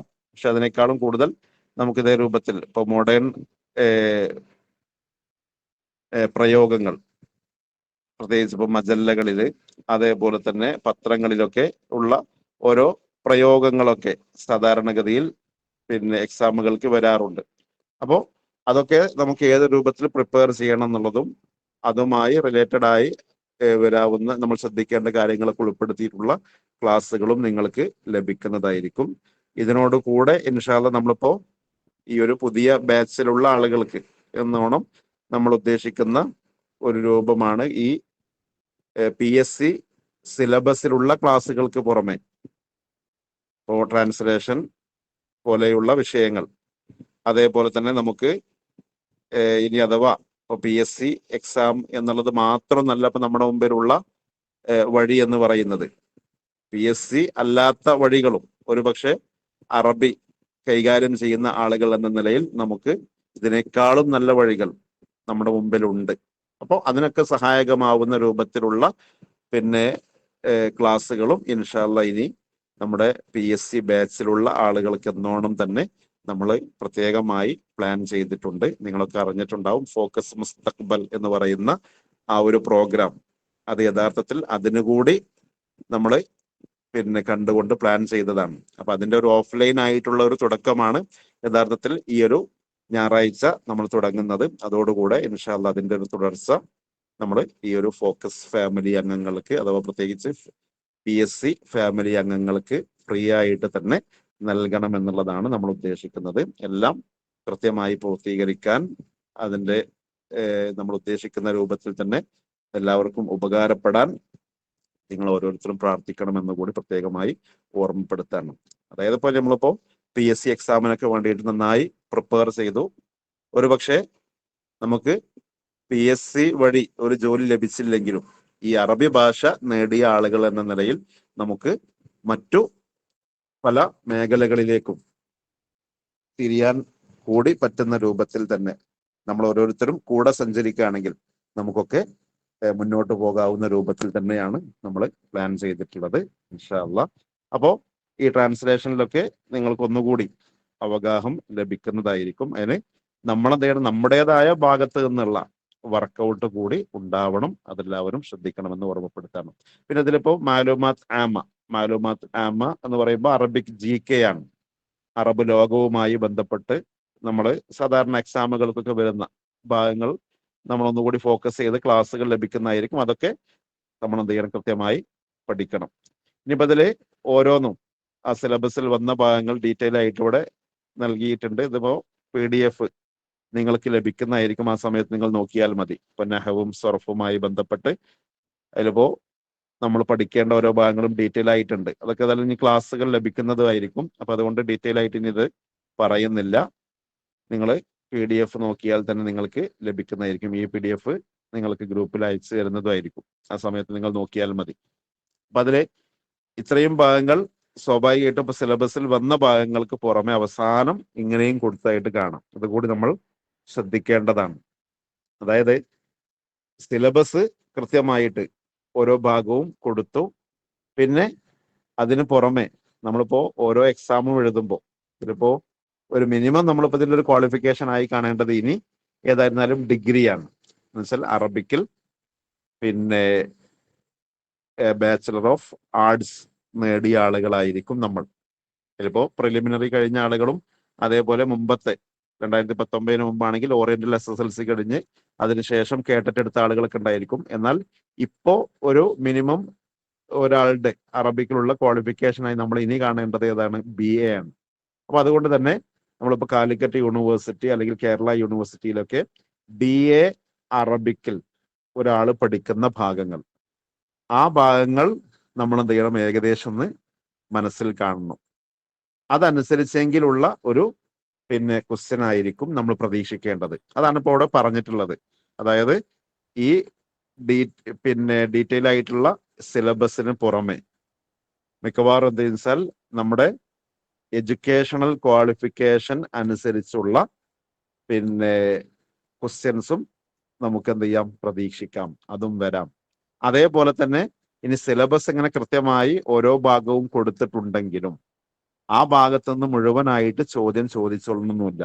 ഒരാളെ സംബന്ധിച്ചിടത്തോളം ക്വസ്റ്റ്യൻ ഇടുന്ന ആൾക്ക് വേണമെങ്കിൽ എന്ത് ചെയ്യാം, ഇപ്പൊ കൂടുതൽ ചോദ്യങ്ങൾ വേണമെങ്കിൽ ഇൽമുൻ നഹവിൽ നിന്ന് കുറച്ച് കൂടുതൽ ചോദ്യങ്ങൾ, അതേപോലെ ട്രാൻസ്ലേഷന്റെ ഭാഗത്ത് നിന്ന് പെഡഗോജിയിൽ നിന്ന് കൂടുതൽ ചോദ്യങ്ങൾ ഇടാം. എന്നിട്ട് ബാക്കിയുള്ള എല്ലാ ഭാഗങ്ങളിൽ നിന്നും കൂടെ ആയിട്ട് വളരെ കുറച്ച് ക്വസ്റ്റ്യൻസ് മാത്രം ഉൾപ്പെടുത്തി അങ്ങനെ വേണമെങ്കിൽ ക്വസ്റ്റ്യൻ ഇടാം. അതാണ് അവസാന ഭാഗത്ത് പറഞ്ഞത്. There is no undertaking that all the topics above may be covered in the question paper. അതും പ്രത്യേകമായിട്ട് കൊടുത്തിട്ടുണ്ട്. അപ്പോ ചിലപ്പോൾ എന്ത് ചെയ്യും, ഭാഗ്യം ഉണ്ടെങ്കിൽ ക്വസ്റ്റ്യൻ ഇടുന്ന ആള് ഒരു പക്ഷെ ചിലപ്പോ ഒന്നുകൂടി ഒരു ലിറ്ററേച്ചറുമായി ബന്ധമുള്ള ആ ഒരു ഏരിയ താല്പര്യമുള്ള ആളൊക്കെ ആണെന്നുണ്ടെങ്കിൽ ചിലപ്പോ അടുത്തൊരു എക്സാമിൽ ചിലപ്പോൾ എന്ത് ചെയ്യും, ഈ ഒരു ലിറ്ററേച്ചറുമായി ബന്ധപ്പെട്ട ഏരിയയിൽ നിന്ന് ചിലപ്പോൾ കൂടുതൽ ക്വസ്റ്റ്യൻ ഇട്ടേക്കാം. ബാക്കിയുള്ള ഓരോ ഭാഗങ്ങളിൽ നിന്നും കുറച്ച് ക്വസ്റ്റ്യൻസ് അങ്ങനെ ഇട്ടും വേണമെങ്കിൽ ചോദ്യം ഇടാവുന്നതാണ്, ചോദ്യ പേപ്പർ വരാവുന്നതാണ്. അപ്പൊ അതുകൊണ്ട് ഏതെങ്കിലും ഒരു ഏരിയ നമ്മൾ അവഗണിക്കുകയോ അതേപോലെ തന്നെ ഒരു പ്രത്യേക ഏരിയ മാത്രം ഫോക്കസ് ചെയ്ത് പഠിക്കുകയോ ചെയ്യുക എന്നുള്ളതല്ല. എല്ലാ ഏരിയയിലും നമ്മൾ എന്ത് ചെയ്യുക, പരമാവധി കവർ ചെയ്യുകയും എല്ലാ ഏരിയയിൽ നിന്നും ചോദ്യങ്ങൾ വന്നാൽ എങ്ങനെ ചോദ്യം വന്നാലും അതിന് ആൻസർ ചെയ്യാൻ നമ്മൾ പ്രാപ്തരാവുക എന്നുള്ളതാണ് ഏറ്റവും പ്രധാനമായിട്ടുള്ളത്. പിന്നെ ഇതിലിപ്പോ ഇൻഷാല്ലാ നാളെ നിങ്ങൾക്ക് അറബിക്കിന് പുറമെ 20 മാർക്കിന് വരുന്ന GKയുടെ ഭാഗങ്ങൾ അത് ഏതൊക്കെയാണ് പഠിക്കേണ്ടത് എന്നുള്ളത് കൃത്യമായി എങ്ങനെയാണ് ആ ഭാഗം നിന്ന് ചോദ്യങ്ങൾ വരിക എന്നുള്ളതും അതേപോലെ തന്നെ സിലബസ് ഏത് രൂപത്തിലാണെന്നുള്ളതും ഡീറ്റെയിൽ ആയിട്ട് നിങ്ങൾക്ക് ക്ലാസ് വരും. അപ്പൊ ആ സമയത്ത് നമ്മൾ ശ്രദ്ധിക്കാനുള്ളത് ഈ അറബിക്കിലുള്ള ഭാഗം മിക്കവാറും ആളുകൾ എന്ത് ചെയ്യും, നന്നായിട്ട് പഠിക്കുന്ന ആളുകളായിരിക്കും. അത് നമ്മെപ്പോലെ തന്നെ ബാക്കിയുള്ള ആളുകൾ നന്നായി നോക്കും. പിന്നെ നമുക്ക് ഈ പറഞ്ഞ ആദ്യ റാങ്കുകളിൽ എത്താൻ നമ്മുടെ ആ റാങ്ക് തീരുമാനിക്കുന്നത് എന്ന് പറഞ്ഞാൽ ഒരു സംശയമില്ല ഈ 20 മാർക്കിന്റെ GK ആയിരിക്കും. അപ്പോ അതുകൂടി കവർ ചെയ്യാൻ നമ്മൾ പ്രത്യേകമായിട്ട് എന്ത് ചെയ്യണം, ഓരോ ദിവസവും അല്ലെങ്കിൽ കുറച്ച് സമയം നമ്മൾ എന്ത് ചെയ്യണം, അതിന് വേണ്ടിയിട്ട് മാറ്റി വെക്കണം. ആ GK അതെന്തായിരുന്നാലും എൻ്റെ ഓർമ്മയിൽ നിൽക്കൂല, അത് ഞാൻ തീരെ നോക്കാത്തതാണ് എന്നൊന്നും പറയുന്ന രൂപം ഇനി എന്തായിരുന്നാലും ഉണ്ടായിക്കൂടാ. കാരണം നിങ്ങൾ ശ്രദ്ധിച്ചിട്ടുണ്ടാവും ഓരോ എക്സാം കഴിയുമ്പോഴും ഇപ്പോൾ ടഫാണെങ്കിൽ അതിലിപ്പോ സ്വാഭാവികമായിട്ടും എല്ലാവർക്കും ടഫായിരിക്കും. അപ്പോൾ അതിന്റെ കട്ട് ഓഫ് കുറച്ച് കുറയും. എന്നാൽ മിക്കവാറും കട്ട് ഓഫ് കൂടുന്ന രൂപമാണ് ഉണ്ടാവാറുള്ളത് അല്ലെ. നമ്മളിപ്പോ കട്ട് ഓഫ് കുറെ താഴ്ന്നു വരും എന്ന് വിചാരിക്കുന്ന മിക്കവാറും ക്വസ്റ്റ്യൻ പേപ്പറുകളിലൊക്കെ പിന്നെ ആൻസർ കീ വന്ന് പിന്നെ ലിസ്റ്റ് വരുന്ന സമയത്ത് നമുക്ക് മനസ്സിലാക്കാൻ സാധിക്കുന്നത് കട്ട് ഓഫ് കുറെ മുകളിൽ വന്നതായിട്ടാണ് മനസ്സിലാക്കാൻ സാധിക്കുന്നത്. പ്രത്യേകിച്ച് ഇപ്പോ ആ ലിസ്റ്റ് ചെറുതാണെന്നുണ്ടെങ്കിൽ പറയുകയും വേണ്ട, അത്യാവശ്യം വലിയൊരു കട്ട് ഓഫ് ഒക്കെ ആയിരിക്കും വരിക. അപ്പൊ അവിടെയൊക്കെ നമുക്ക് നമ്മൾ ആ ലിസ്റ്റിൽ വരണമെങ്കിൽ നമ്മൾ എന്ത് ചെയ്യണം, നന്നായിട്ട് എന്ത് ചെയ്യണം, പ്രിപ്പയർ ചെയ്യുകയും ഏത് രൂപത്തിൽ ചോദ്യം വന്നാലും ആൻസർ ചെയ്യാൻ നമ്മൾ അതിനനുസരിച്ച് നമ്മൾ എന്ത് ചെയ്യണം, പ്രാപ്തരാവണം. ഓക്കെ, അപ്പൊ നമ്മുടെ മുമ്പിൽ ഇപ്പോൾ സമയമുണ്ട്, അതായത് നോട്ടിഫിക്കേഷൻ ഒന്നും വന്നിട്ടില്ല, ഇൻഷാല്ല സമയമുണ്ട്. പക്ഷെ നമ്മൾ എന്ത് ചെയ്യണം, സമയമില്ലാത്ത രൂപത്തിൽ, അതായത് ഒരു 4 മാസത്തിനുള്ളിൽ അല്ലെങ്കിൽ ഒരു 6 മാസത്തിനുള്ളിൽ സിലബസ് മുഴുവൻ എനിക്ക് കൃത്യമായി പഠിക്കാൻ സാധിക്കണം. ഒരു 5 മാസം അല്ലെങ്കിൽ 6 മാസം ആവുമ്പോൾ അടുത്ത എക്സാം ആയിരിക്കും എന്ന പ്ലാനോട് കൂടി തന്നെ ആയിരിക്കണം നമ്മൾ ഇനി മുന്നോട്ട് പോവേണ്ടത്. എന്നിട്ട് ഇനിയിപ്പോ എക്സാം വന്നില്ല, ആ സമയത്ത് നമുക്ക് എന്ത് ചെയ്യണം, അടുത്ത നമ്മുടെ പഠനം എന്ത് ചെയ്യുക, ഒന്നുകൂടി റിവിഷൻ 1, 2, 3 തവണയൊക്കെ റിവിഷൻ നടത്താൻ നമുക്ക് സാധിക്കണം. അപ്പോഴാണ് നമുക്ക് ക്വസ്റ്റ്യൻ പേപ്പറിൽ എല്ലാ ഭാഗവും എന്ത് ചെയ്യാൻ പറ്റുക, ശരിക്കും നന്നായി പിന്നെ ശോഭിക്കാൻ സാധിക്കുക, ഏത് രൂപത്തിലും ക്വസ്റ്റ്യൻ ആൻസർ ചെയ്യാൻ സാധിക്കുക. ഓക്കെ, അപ്പം എഡ്യൂക്കേഷണൽ ക്വാളിഫിക്കേഷൻ അനുസരിച്ചുള്ള ക്വസ്റ്റ്യൻ വരാം എന്നുള്ളത് കൂടി നിങ്ങൾ ഇതിനോട് ചേർത്ത് വായിക്കണം, ഈ സിലബസിൽ വന്നതുപോലെ. ശരി, ഇനിയിപ്പോ ഏതാനും ചില ചോദ്യങ്ങൾ നമുക്ക് പെട്ടെന്ന് അങ്ങനെ നോക്കി പോവാം. ഓൾറെഡി നിങ്ങളൊക്കെ ഒരുപക്ഷെ എക്സാം എഴുതിയ ആളുകളായിരിക്കും, എന്നാലും അറിയാത്ത ആളുകൾക്ക്, മുമ്പ് എക്സാം എഴുതാത്ത ആളുകളെ കൂടി പരിഗണിച്ചാണ് ഏതാനും ചില ചോദ്യങ്ങളൊന്ന് പെട്ടെന്ന് നമ്മൾ പരിചയപ്പെട്ടി പോകുന്നത്. ഇതിപ്പോ 2021 UP അറബിക് എക്സാമിനേഷൻ ചോദിച്ച ഒരു ചോദ്യമാണ്. അതായത് നമ്മളെല്ലാവരും നോക്കിയിട്ടുള്ള ഒരു ഏരിയ ആയിരിക്കും ജാഹിലി ലിറ്ററേച്ചർ.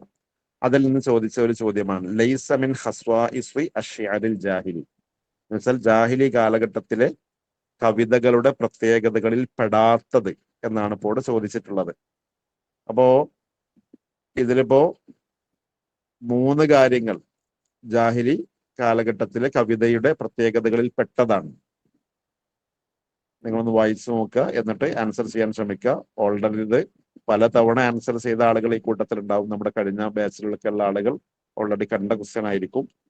അല്ലാത്ത ആളുകൾ ശരിക്കും വായിച്ചിട്ട് എന്ത് ചെയ്യുക, ആൻസർ ചെയ്യാം. ഓക്കെ, എല്ലാവരും ആൻസർ ചെയ്യുന്നുണ്ട്. ഓപ്ഷൻ സി ആണ് എല്ലാവരും ആൻസർ ചെയ്തിട്ടുള്ളത്.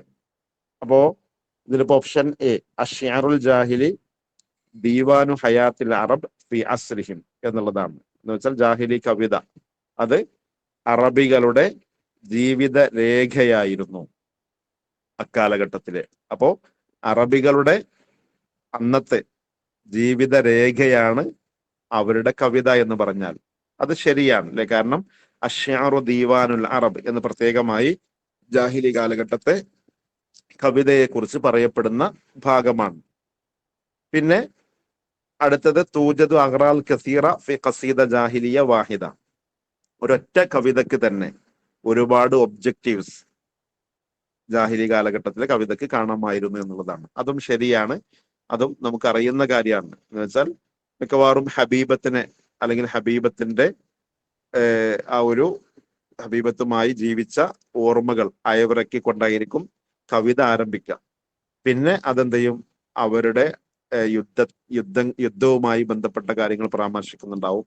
അതേപോലെ തന്നെ അവരുടെ എതിർ ഗോത്രത്തെ ഹിജാ ചെയ്യുന്നുണ്ടാവും, സ്വന്തം ഗോത്രത്തെ ഫഹർ പറയുന്നുണ്ടാവും. ഇതൊക്കെ ഒരൊറ്റ കവിതയിൽ തന്നെ നമുക്ക് കാണാവുന്നതാണ്. അപ്പോൾ ഒരു കവിതയിൽ തന്നെ വ്യത്യസ്ത ഒബ്ജക്റ്റീവ്സ് ഉണ്ടായിരുന്നു എന്നുള്ളതാണ്, അതും ശരിയാണ്. പിന്നെ അടുത്തത് കാന അക്സർ ഷിയാറുൽ ജാഹിലി ഷിയാറൻ ഖസസിയൻ, എന്ന് വെച്ചാൽ അന്നത്തെ കവിതകളിൽ അധികവും കഥാകവിതകളാണ് എന്നാണ് പറയുന്നത്. അത് ശരിയല്ല അല്ലെ. കഥാകവിത എന്ന് വെച്ചാൽ ഇപ്പൊ അവിടെ ഉദ്ദേശം പിന്നെ എന്താണ് പറയാ, നമ്മുടെ മസ്രഹിയ അല്ലെ, മസ്രഹിയ. അതിലിപ്പോ അത് മോഡേൺ പീരീഡിലാണ് വരുന്നത്. മോഡേൺ പീരീഡിൽ വരുന്ന ഒരു ഇനമാണ് ശരിക്ക് ഷിഅറുൻ ഖസസി എന്ന് പറയുന്നത്. ജാഹിലി കാലഘട്ടത്തിൽ ഏതായാലും ആ രൂപത്തിലുള്ള ഒരു ഇനമില്ല. എന്നാൽ അക്കാലഘട്ടത്തിലെ കൂടുതൽ കവിതകളും ശരിക്ക് ഭാവകവിതകളായിരുന്നു. എന്നുവെച്ചാൽ ഷെയറുൻ വിജ്ദാനി അല്ലെങ്കിൽ ഷെയറുൻ ഖിനായി എന്നുള്ളതാണ് അവിടെ യഥാർത്ഥത്തിൽ വരേണ്ടത്. പിന്നെ ജാഹിലി കവിതകളെല്ലാം വ്യാപിച്ചിട്ടുള്ളത് അത് റിവായ അഷഫഹിയ എന്നുവെച്ചാൽ പിന്നെ ഓറലി ആയിട്ടാണത് വ്യാപിച്ചിട്ടുള്ളത്. എന്നുവെച്ചാൽ ഒരാളുടെ വായയിൽ നിന്ന് അടുത്ത ആളുടെ വായയിലേക്ക് എന്ന രൂപത്തിൽ. അതായത് അവർ അവരുടെ ശിഷ്യന്മാർക്ക് പഠിപ്പിച്ചു കൊടുക്കും, അവർ അടുത്ത തലമുറയിലേക്ക് എന്ന രൂപത്തിലാണ് ജാഹിലി കവിതകൾ വ്യാപിച്ചിട്ടുള്ളത് എന്നുള്ളതാണ് പറഞ്ഞത്. അപ്പൊ അത് ശരിയാണ്. അവിടെ ഓപ്ഷൻ സി മാത്രമാണ് ഇപ്പോൾ ഇവിടെ തെറ്റായ സ്റ്റേറ്റ്മെന്റ് ഉള്ളത് ജാഹിലി കാലഘട്ടത്തിലെ കവിതയെ അപേക്ഷിച്ച് നോക്കുമ്പോൾ. അപ്പൊ ഇങ്ങനെ നമുക്ക് ആ ഒരു ജാഹിലി കാലഘട്ടത്തെ കവിതയുടെ പ്രത്യേകതയാണ് ഇപ്പോൾ ഇവിടെ ചോദിച്ചിട്ടുള്ളത്. ഇനി അതേ വർഷം LP അറബിക് എക്സാമിനേഷന് ചോദിച്ച ചോദ്യം എങ്ങനെയായിരുന്നു? അഷ്അറു ദീവാനുൽ അറബ് ഹാദ തസ്രീഹ് യതഅല്ലഖു ബിശ്ശഅർ എന്നാണ്. ഇതിപ്പോ നമ്മൾ ഓൾറെഡി പറഞ്ഞതായത് കൊണ്ട് വേഗം ആൻസറിലേക്ക് പോവാണ്. ഈ ചോദ്യം കാണിച്ചത് ഈ ചോദ്യത്തെ നമ്മൾ മനസ്സിലാക്കാനല്ല. ഇത് നോക്കുന്നത് ഇപ്പൊ 2021 ചോദിച്ച ചോദ്യമാണ്. ഇവിടെ ഇപ്പൊ ചോദിച്ചത് ഈ അഷ്അറു ദീവാനുൽ അറബ് എന്ന് പറയുന്ന സ്റ്റേറ്റ്മെന്റ് ഏത് കാലഘട്ടത്തെ കവിതയുമായി റിലേറ്റഡ് ആയിട്ടുള്ളതാണ് എന്നാണ് ഇപ്പോൾ ചോദിച്ചത്. പക്ഷേ അതിപ്പോ ചോദിച്ച രൂപം നോക്കൂ നിങ്ങൾ. ഈ വർഷം LP അറബിക്കിന് ചോദിച്ചത് ഈ രൂപത്തിലാണ്, അഷ്അറു ദീവാനുൽ അറബ് എന്ന ഈ വാചകം. അത് കൊടുത്തതിന് ശേഷം ചോദിക്കാണ് ലി അന്നഹു, ഇങ്ങനെ ഈ വാചകം പറയപ്പെടാനുള്ള കാരണം എന്ന് പറഞ്ഞ് ഇഖ്തർ അൽ ഇജാബ അൽ ഖാത്തിഅ എന്നാണ് ചോദിച്ചത്. തെറ്റായത് ഏതാണ് താഴെ കൊടുത്തതിൽ? അപ്പോ നമുക്ക് അഷ്അറു ദീവാനുൽ അറബ് എന്ന ആ ഒരു കൺസെപ്റ്റുമായി നമുക്ക് നല്ല ഒരു ബന്ധമുണ്ടെങ്കിലേ നമുക്കിത് ആൻസർ ചെയ്യാൻ പറ്റുള്ളൂ. അതായത് സാധാരണ ഇപ്പോ സമീപകാലത്തെ എക്സാമുകളെ വിലയിരുത്തി ചിലരെങ്കിലും പറയാറുള്ള ഒരു വാചകമാണെന്ത്, നമ്മളിപ്പോ സിലബസിൽ ലിറ്ററേച്ചർ ഒന്നും ഇപ്പൊ അങ്ങനെ നോക്കേണ്ടതില്ല, ലിറ്ററേച്ചറൊക്കെ ഔട്ടായിട്ടുണ്ട്, മറിച്ച് അവിടെ എന്ത് ചെയ്യണം, ഇൽമുൻ നഹ്വ് അതേപോലെ തന്നെ പിന്നെ ഭാഷയുമായി ബന്ധപ്പെട്ട മറ്റു ഭാഗങ്ങൾ, അറബിക് പെഡഗോജിയെ പോലെ അതേപോലെ ട്രാൻസ്ലേഷനെ പോലെ ഉള്ള ഭാഗങ്ങളൊക്കെയാണ് കൂടുതലായി നമ്മൾ പഠിക്കേണ്ടത്, ലിറ്ററേച്ചർ ഒന്നും നോക്കേണ്ടതില്ല എന്ന് പറയാറുണ്ട്. ആ ഒരു വാചകത്തിന് ശരിക്കും നമ്മൾ ഒരു അർത്ഥമില്ല. അതിലപ്പുറം നമ്മൾ ലിറ്ററേച്ചർ ശരിക്കും എന്ത് ചെയ്യണം, ബേസിക് തലങ്ങൾ നമ്മൾ നോക്കണം. അതിലുപരിയായിട്ട് ഒന്നുകൂടി ഓരോ ഏരിയയിലെയും പ്രധാനപ്പെട്ട ഭാഗങ്ങൾ ഒന്നുകൂടി ഫോക്കസ് ചെയ്ത് പഠിക്കുകയാണ് വേണ്ടത് എന്നാണ് യഥാർത്ഥത്തിൽ ഇത്തരം ചോദ്യങ്ങൾ നമ്മെ ബോധ്യപ്പെടുത്തുന്നത്. അതിപ്പോ ലിറ്ററേച്ചറിൽ നിന്ന് വന്ന മിക്കവാറും ഈ 2026-ലെയും 2025-ലെയും ക്വസ്റ്റ്യൻസ് ഒക്കെ പരിശോധിക്കും നമുക്ക് ആ രൂപത്തിൽ തന്നെയാണ് മനസ്സിലാക്കി തരുന്നത്. പരമാവധി നമ്മൾ ഓരോ ഭാഗവും പ്രധാനപ്പെട്ട പോയിന്റ് ആണ് എന്ന് തോന്നുന്നതെല്ലാം പഠിക്കാനാണ് നമ്മൾ ഓരോരുത്തരും ശ്രമിക്കേണ്ടത് എന്നാണ് ഓർമ്മപ്പെടുത്താനുള്ളത്. ഇതിപ്പോ ഈ ക്വസ്റ്റ്യൻസ് നമ്മൾ ഡീറ്റെയിൽ ആയിട്ട് അനാലിസിസ് ചെയ്തതാണ് കുറച്ചു മുമ്പ്, അതുകൊണ്ട് ഇതിൽ സമയം കളയുന്നില്ല. ഇതിലിപ്പോ ഈ അഷ്അറു ദീവാനുൽ അറബ് എന്നതുമായി ബന്ധമില്ലാത്തത് ഏതാണ്? ഇത് മുഅല്ലഖത്തുൻ അലാ അസ്താരിൽ കഅബ അല്ലെ? അതുകൊണ്ടാണ് ഇപ്പോ അഷ്അറു ദീവാനുൽ അറബ് എന്ന് എന്തായിരുന്നാലും പറയാൻ പറ്റൂല. കാരണം അത് കഅബയിൽ തൂക്കിയിട്ടിരുന്നു, അതിന്റെ ചുമരുകളിൽ അത് തൂക്കിയിട്ടിരുന്നു എന്നുള്ളത് കൊണ്ടല്ല ഈ ഒരു പേര് എന്തായിരുന്നാലും പറയപ്പെടുന്നത്. ബാക്കിയുള്ളതൊക്കെ ഏകദേശം അതുമായി റിലേറ്റഡ് ആയ കാര്യങ്ങളാണ്. ഓക്കെ, അപ്പം ഏതായിരുന്നാലും നമ്മൾ ഡീറ്റെയിൽ ആയിട്ട് എന്ത് ചെയ്യണം, ഓരോ ഭാഗവും പഠിക്കാനാണ് ശ്രമിക്കേണ്ടത് എന്നാണ് അതാണ് സിയോ സി ആണോ? സിജില്ലുൻ ഖാലിദുൻ ലിഹഉലാഇൽ അറബ് അൽ ജാഹിലിയീൻ. സിജില്ല് എന്ന് വെച്ചാൽ ദീവാൻ എന്നുള്ള അർത്ഥം തന്നെയാണ്. എന്നുവെച്ചാൽ ഇവിടെ ദീവാൻ എന്ന് പറഞ്ഞാൽ, ദീവാൻ നമ്മൾ സാധാരണ ഇപ്പോ കവിതാ സമാഹാരത്തിൽ ദീവാൻ എന്ന് പറയാറുണ്ട്. ഇവിടെ ആ അർത്ഥത്തിലല്ല. അഷ്അറു ദീവാനുൽ അറബ് എന്ന് പറഞ്ഞാൽ അറബികളുടെ രേഖയാണ് കവിത എന്നാണ്. എന്നുവെച്ചാൽ അവരെ കുറിച്ചുള്ള ഒരു ജീവിത രേഖ എന്നർത്ഥം. ഓക്കെ, അപ്പൊ അതേ അർത്ഥം തന്നെയാണ് സിജില്ലുൻ എന്ന് പറഞ്ഞാൽ. സിജില്ലുൻ എന്ന് വെച്ചാൽ രേഖ, ഖാലിദുൻ എന്ന് വെച്ചാൽ ശാശ്വതമായ, എന്ന് വെച്ചാൽ അന്നത്തെ കാലഘട്ടത്തിലെ അറബികളുടെ ജീവിത രീതി എന്തായിരുന്നു, അവരുടെ രാഷ്ട്രീയ, സാമൂഹിക, മതപരമായ കാര്യങ്ങളൊക്കെ എന്തായിരുന്നു എന്നുള്ളത് അവരുടെ ആ കവിതകൾ നോക്കിയാൽ നമുക്ക് ലഭിക്കും. അപ്പൊ അതുകൊണ്ടാണ് സിജില്ലുൻ ഖാലിദുൻ ലിഹാ ഉലാ ഇൽ അറബിൽ ജാഹിലിയീൻ എന്ന് ഇതിനെക്കുറിച്ച് പറയപ്പെടുന്നത്. ഓക്കെ, ശരി. ഇനി അഷാഇറുൽ ജാഹിലി അല്ലദി ഹാറബ ഫി ഹറബിൽ ബസൂസ് ഹുവ. ഇതിപ്പോ HSA ചോദിച്ചൊരു ചോദ്യമാണ്.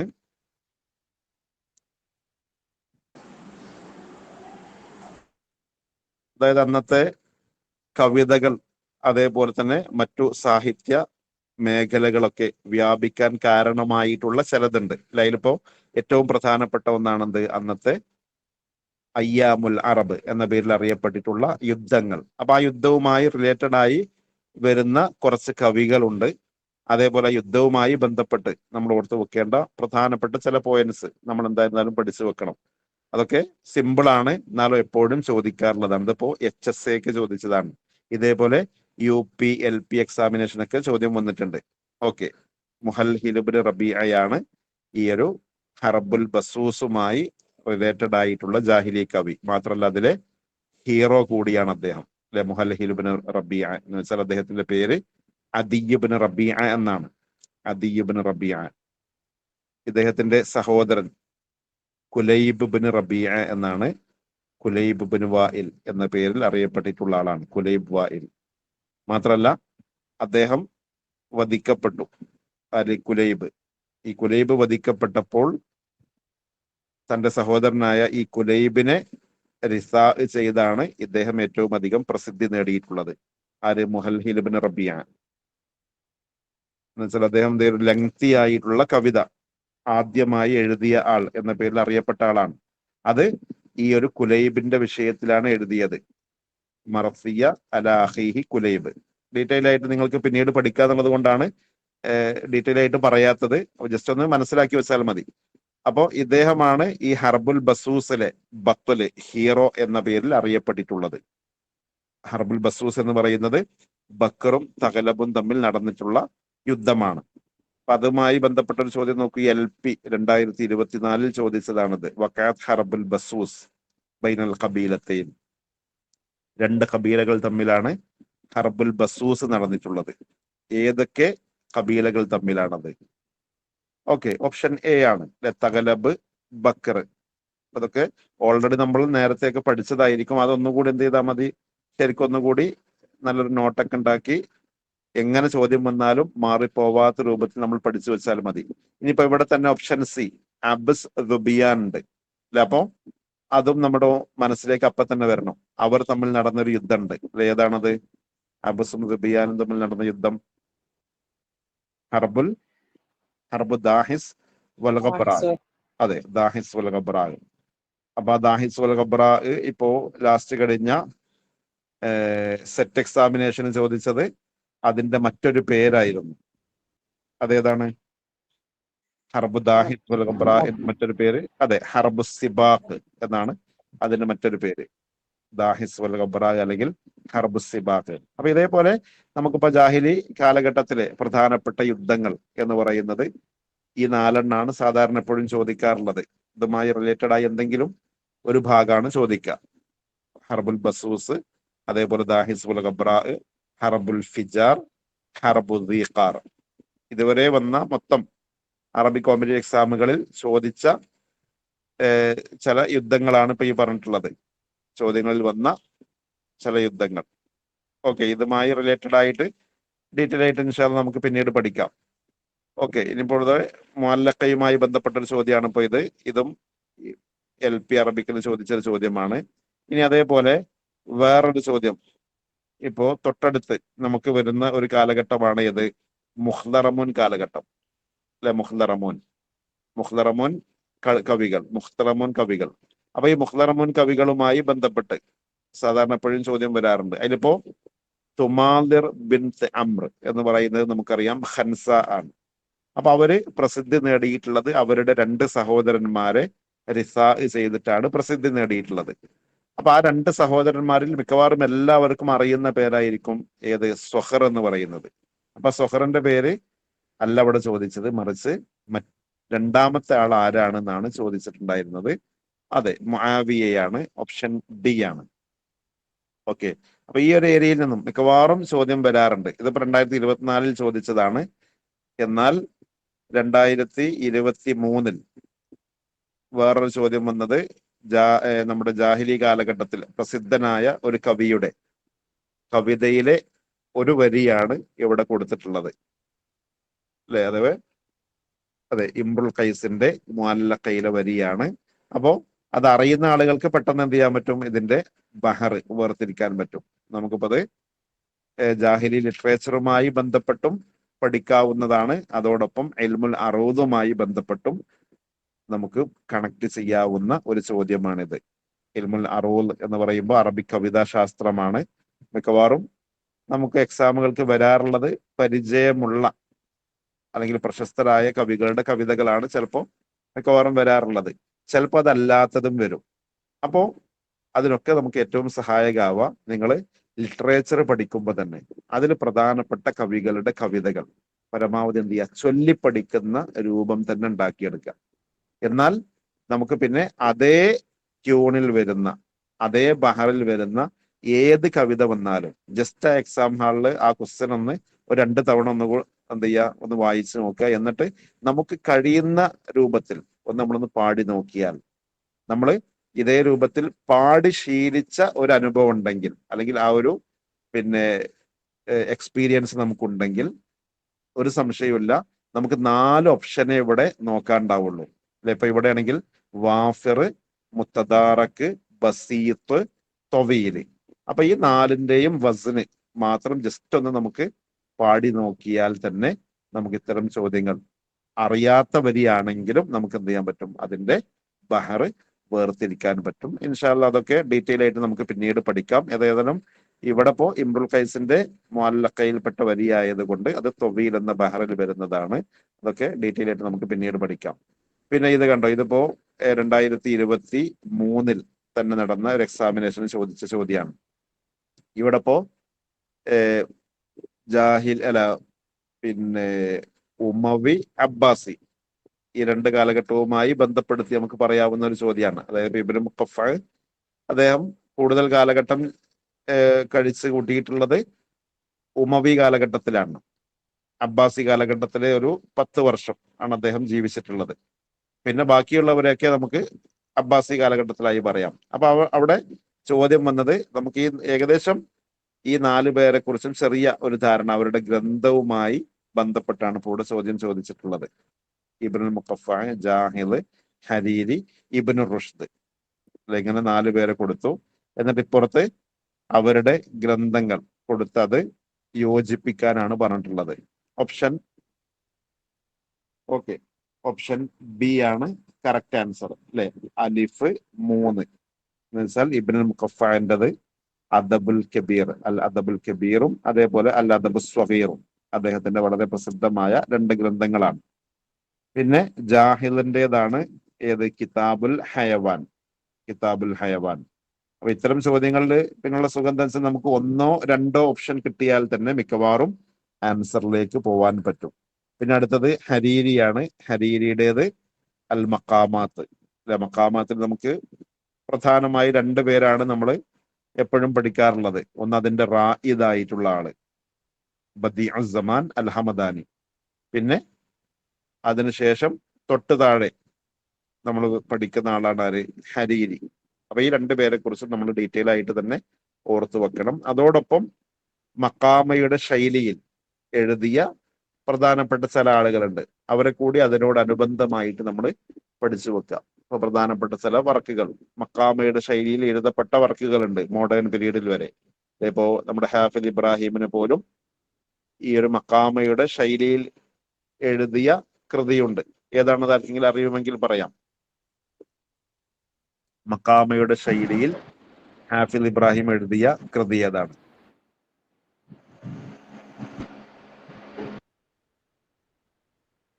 കേട്ടിട്ടില്ല? മക്കാമയുടെ ശൈലിയിൽ മോഡേൺ പീരീഡിലെ പ്രസിദ്ധനായ ഹാഫിൽ ഇബ്രാഹിം എഴുതിയിട്ടുള്ള ഒരു കൃതിയുണ്ട്. അത് ഏതാണെന്ന് അറിയോ? Okay okay, അഹ്സൻത്. ലയാലി സഫീഹ്. ലയാലി സഫീഹ് ആണ് മോഡേൺ പീരീഡിൽ എഴുതപ്പെട്ട ഒരു കൃതിയാണ്. ഹാഫിദ് ഇബ്രാഹിം എഴുതിയിട്ടുള്ളതാണ്. അത് മക്കാമയുടെ ശൈലിയിൽ എഴുതപ്പെട്ടതാണ്. അപ്പൊ ഇതേപോലെയുള്ള മോഡേൺ പീരീഡിൽ എഴുതപ്പെട്ട മറ്റു ചില കൃതികൾ കൂടിയുണ്ട്. ഓക്കെ, ജസ്റ്റ് ഒന്ന് ചോദിച്ചെന്ന് മാത്രം. അപ്പൊ അതൊക്കെ എന്ത് ചെയ്യുക, ഇതിനോടനുബന്ധമായിട്ട് നമ്മൾ ഓർത്ത് വെക്കുക. അപ്പൊ അത് ഇപ്പോ ലാസ്റ്റ് കഴിഞ്ഞ സെറ്റ് എക്സാമിനേഷനൊക്കെ അത്തരം ചോദ്യങ്ങളൊക്കെ വന്നിട്ടുണ്ട്. ഓക്കെ, ഇനിയിപ്പോ ഇതില് ഇബ്നു റുഷ്ദ് ആണ്. ഇബ്നു റുഷ്ദ് നമുക്കറിയാം, അദ്ദേഹം പ്രസിദ്ധി നേടിയിട്ടുള്ളത് ഫൽസഫയിലാണ്. അപ്പൊ അദ്ദേഹത്തിൻ്റെത് തഹാഫുത്ത് ആണ് അദ്ദേഹത്തിന്റെ കൃതി. അപ്പൊ ദാല് 2 വരുന്നത്. ഓക്കെ, ഇനി അതേ എക്സാമിനേഷനിൽ തന്നെ ചോദിച്ച മറ്റൊരു ചോദ്യമാണത്. ഇവിടെ ഇപ്പോ അബ്ബാസി കാലഘട്ടത്തിലെ പ്രസിദ്ധരായ 4 കവികളെയാണ് ഇവിടെ കൊടുത്തിട്ടുള്ളത്. എന്നിട്ട് പിന്നെ അവരുടെ കൃതി അല്ലെങ്കിൽ അവരുടെ അപരനാമം ഇവിടെ യോജിപ്പിക്കാനാണ് കൊടുത്തിട്ടുള്ളത്. ഓക്കെ, സമയം കളയുന്നില്ല. ജസ്റ്റ് നമുക്കിപ്പോ മോഡേൺ പിന്നെ ഒരു കാലഘട്ടവുമായി ബന്ധപ്പെട്ട് ഏകദേശം ആ കാലഘട്ടത്തിലെ എല്ലാ കവികളെ കുറിച്ചും ഏതായിരുന്നാലും ചോദിക്കുക എന്നുള്ളത് പ്രായോഗികമല്ല.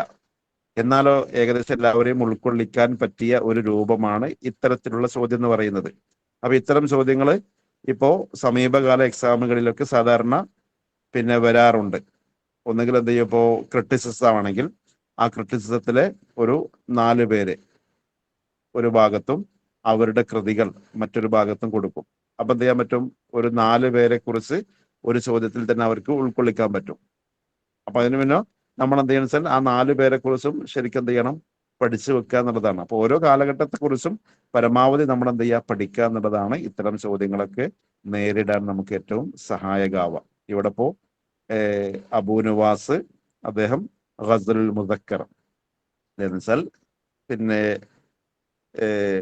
ചെറിയ ആൺകുട്ടികളെ അദ്ദേഹം പിന്നെ വർണ്ണിച്ചുകൊണ്ട് കവിതകൾ എഴുതിയിട്ടുണ്ട്. ഗൽമാനിയാത്ത് അല്ലെ, നമ്മൾ പഠിച്ചിട്ടുണ്ട്. അതിൽ പ്രസിദ്ധി നേടിയ ആളാണ്. അതന്നെയാണ് ഗസലുൽ മുദക്കർ എന്ന് പറയുന്നത്. അബുൽ അല ഉൽ മഅരി അദ്ദേഹം ഒരു കൃതിയാണ് ഏത്, ലുസൂം മാല യൽസിം. പിന്നെ ബുഹ്തുരിയുടേതാണ് അബ്സുൽ വലീദ് എന്ന് പറയുന്നത്, ബുഹ്തുരിയുടേത്. പിന്നെ മുത്തനബി നമുക്കറിയാം ഒരുപാട് ഏരിയയിൽ പ്രസിദ്ധി നേടിയിട്ടുള്ള ആളാണ്. അതിലിപ്പോ അദ്ദേഹത്തിന് പ്രത്യേകമായി വിശേഷിപ്പിക്കപ്പെട്ടിട്ടുള്ള ഒരു വിശേഷണമാണ് അഷ്ശാഇറുൽ ഹക്കീം എന്ന് പറയുന്നത്. അഷ്ശാഇറുൽ ഹക്കീം. ഓക്കെ, അപ്പൊ ഏതായിരുന്നാലും നമുക്ക് ഓരോ ഏരിയയെ കുറിച്ചും കൃത്യമായ ധാരണയുണ്ടാവണം, ആ കാലഘട്ടത്തിലെ പ്രശസ്തരായ കവികളൊക്കെ കുറിച്ച്. അപ്പൊ സാധാരണ എപ്പോഴും ഈ അബ്ബാസി കാലഘട്ടത്തിൽ നമ്മൾ നോക്കുന്ന കവികളായിരിക്കും ഈ പറഞ്ഞ ബഷാർ ഇബ്നു ബർദ്, അബൂ നുവാസ്, അബുൽ അല ഉൽ മഅരി. പിന്നെ അക്കാലഘട്ടത്തിലെ മുസല്ലസുകൾ എന്ന് പറയാവുന്ന 3 പേരാണ് ബുഹ്തുരി, മുത്തനബി, അബൂ തമാം അല്ലെ. അപ്പോ ഇവരതിനെ സാധാരണ എപ്പോഴും നമ്മൾ നോക്കുക. പിന്നെ ഇവരോടൊപ്പം തന്നെ ഇബ്നു റൂമിയെ നോക്കും. എന്നാൽ ഇവരല്ലാത്ത ചില കവികളുണ്ട്, എന്നാലോ അവരെ കുറിച്ച് നമ്മൾ ചിലപ്പോ നോക്കിക്കൊള്ളണം എന്നില്ല. എന്നാൽ പ്രധാനപ്പെട്ട ചില പോയിന്റ്സ് അവരുമായി റിലേറ്റഡ് ആയി സാധാരണ എപ്പോഴും എക്സാമിന് ചോദിക്കാറുണ്ട്. അപ്പോൾ ലാസ്റ്റ് കഴിഞ്ഞ എക്സാമിൽ തന്നെ നമ്മളെ സുഹദിയാത്തിൽ പ്രസിദ്ധി നേടിയിട്ടുള്ള അബുൽ അത്താഹിയ. ഈ അബുൽ അത്താഹിയെ നമ്മളെപ്പോഴും മിക്കവാറും പഠിക്കുക സുഹദിയാത്തുമായി കണക്ട് ചെയ്തിട്ടാണ് പഠിക്കുക. എന്നാൽ ഇപ്രാവശ്യം ചോദിച്ചപ്പോൾ അദ്ദേഹത്തിൻ്റെതല്ലാത്ത അല്ലെങ്കിൽ അദ്ദേഹത്തോട് യോജിക്കാത്ത ഏരിയ ഏത് എന്നായിരുന്നു ചോദിച്ചിരുന്നത്. മാലാ യുലായിം എന്ന രൂപത്തിൽ ചോദിച്ചു. അപ്പൊ അത് പലർക്കും എന്ത് ചെയ്തു, തെറ്റിപ്പോയി. അപ്പോൾ അദ്ദേഹത്തെ കുറിച്ച് നമ്മൾ എന്ത് ചെയ്യണം, കുറച്ചുകൂടി ഡീപ്പായി തന്നെ പഠിച്ചെങ്കിലേ കിട്ടുള്ളൂ എന്നുള്ള രൂപത്തിലാണ് ആ ഒരു ചോദ്യം പരിശോധിക്കുമ്പോൾ നമുക്ക് മനസ്സിലാക്കാൻ സാധിക്കുന്നത്. അതേപോലെ അക്കാലഘട്ടത്തിൽ തന്നെ പ്രസിദ്ധി നേടിയിട്ടുള്ള ആളാണ് അറോമിയാത്ത് എന്ന് പറയുന്ന കവിത എഴുതിയിട്ടുള്ള അല്ലെങ്കിൽ കവിതാ സമാഹാരത്തിന്റെ ഓദർ. അതാരായിരുന്നു? റോമിയാത്ത് എഴുതിയത് ആരായിരുന്നു? അബൂ ഫിറാസ് ഹമദാനി അല്ലെ.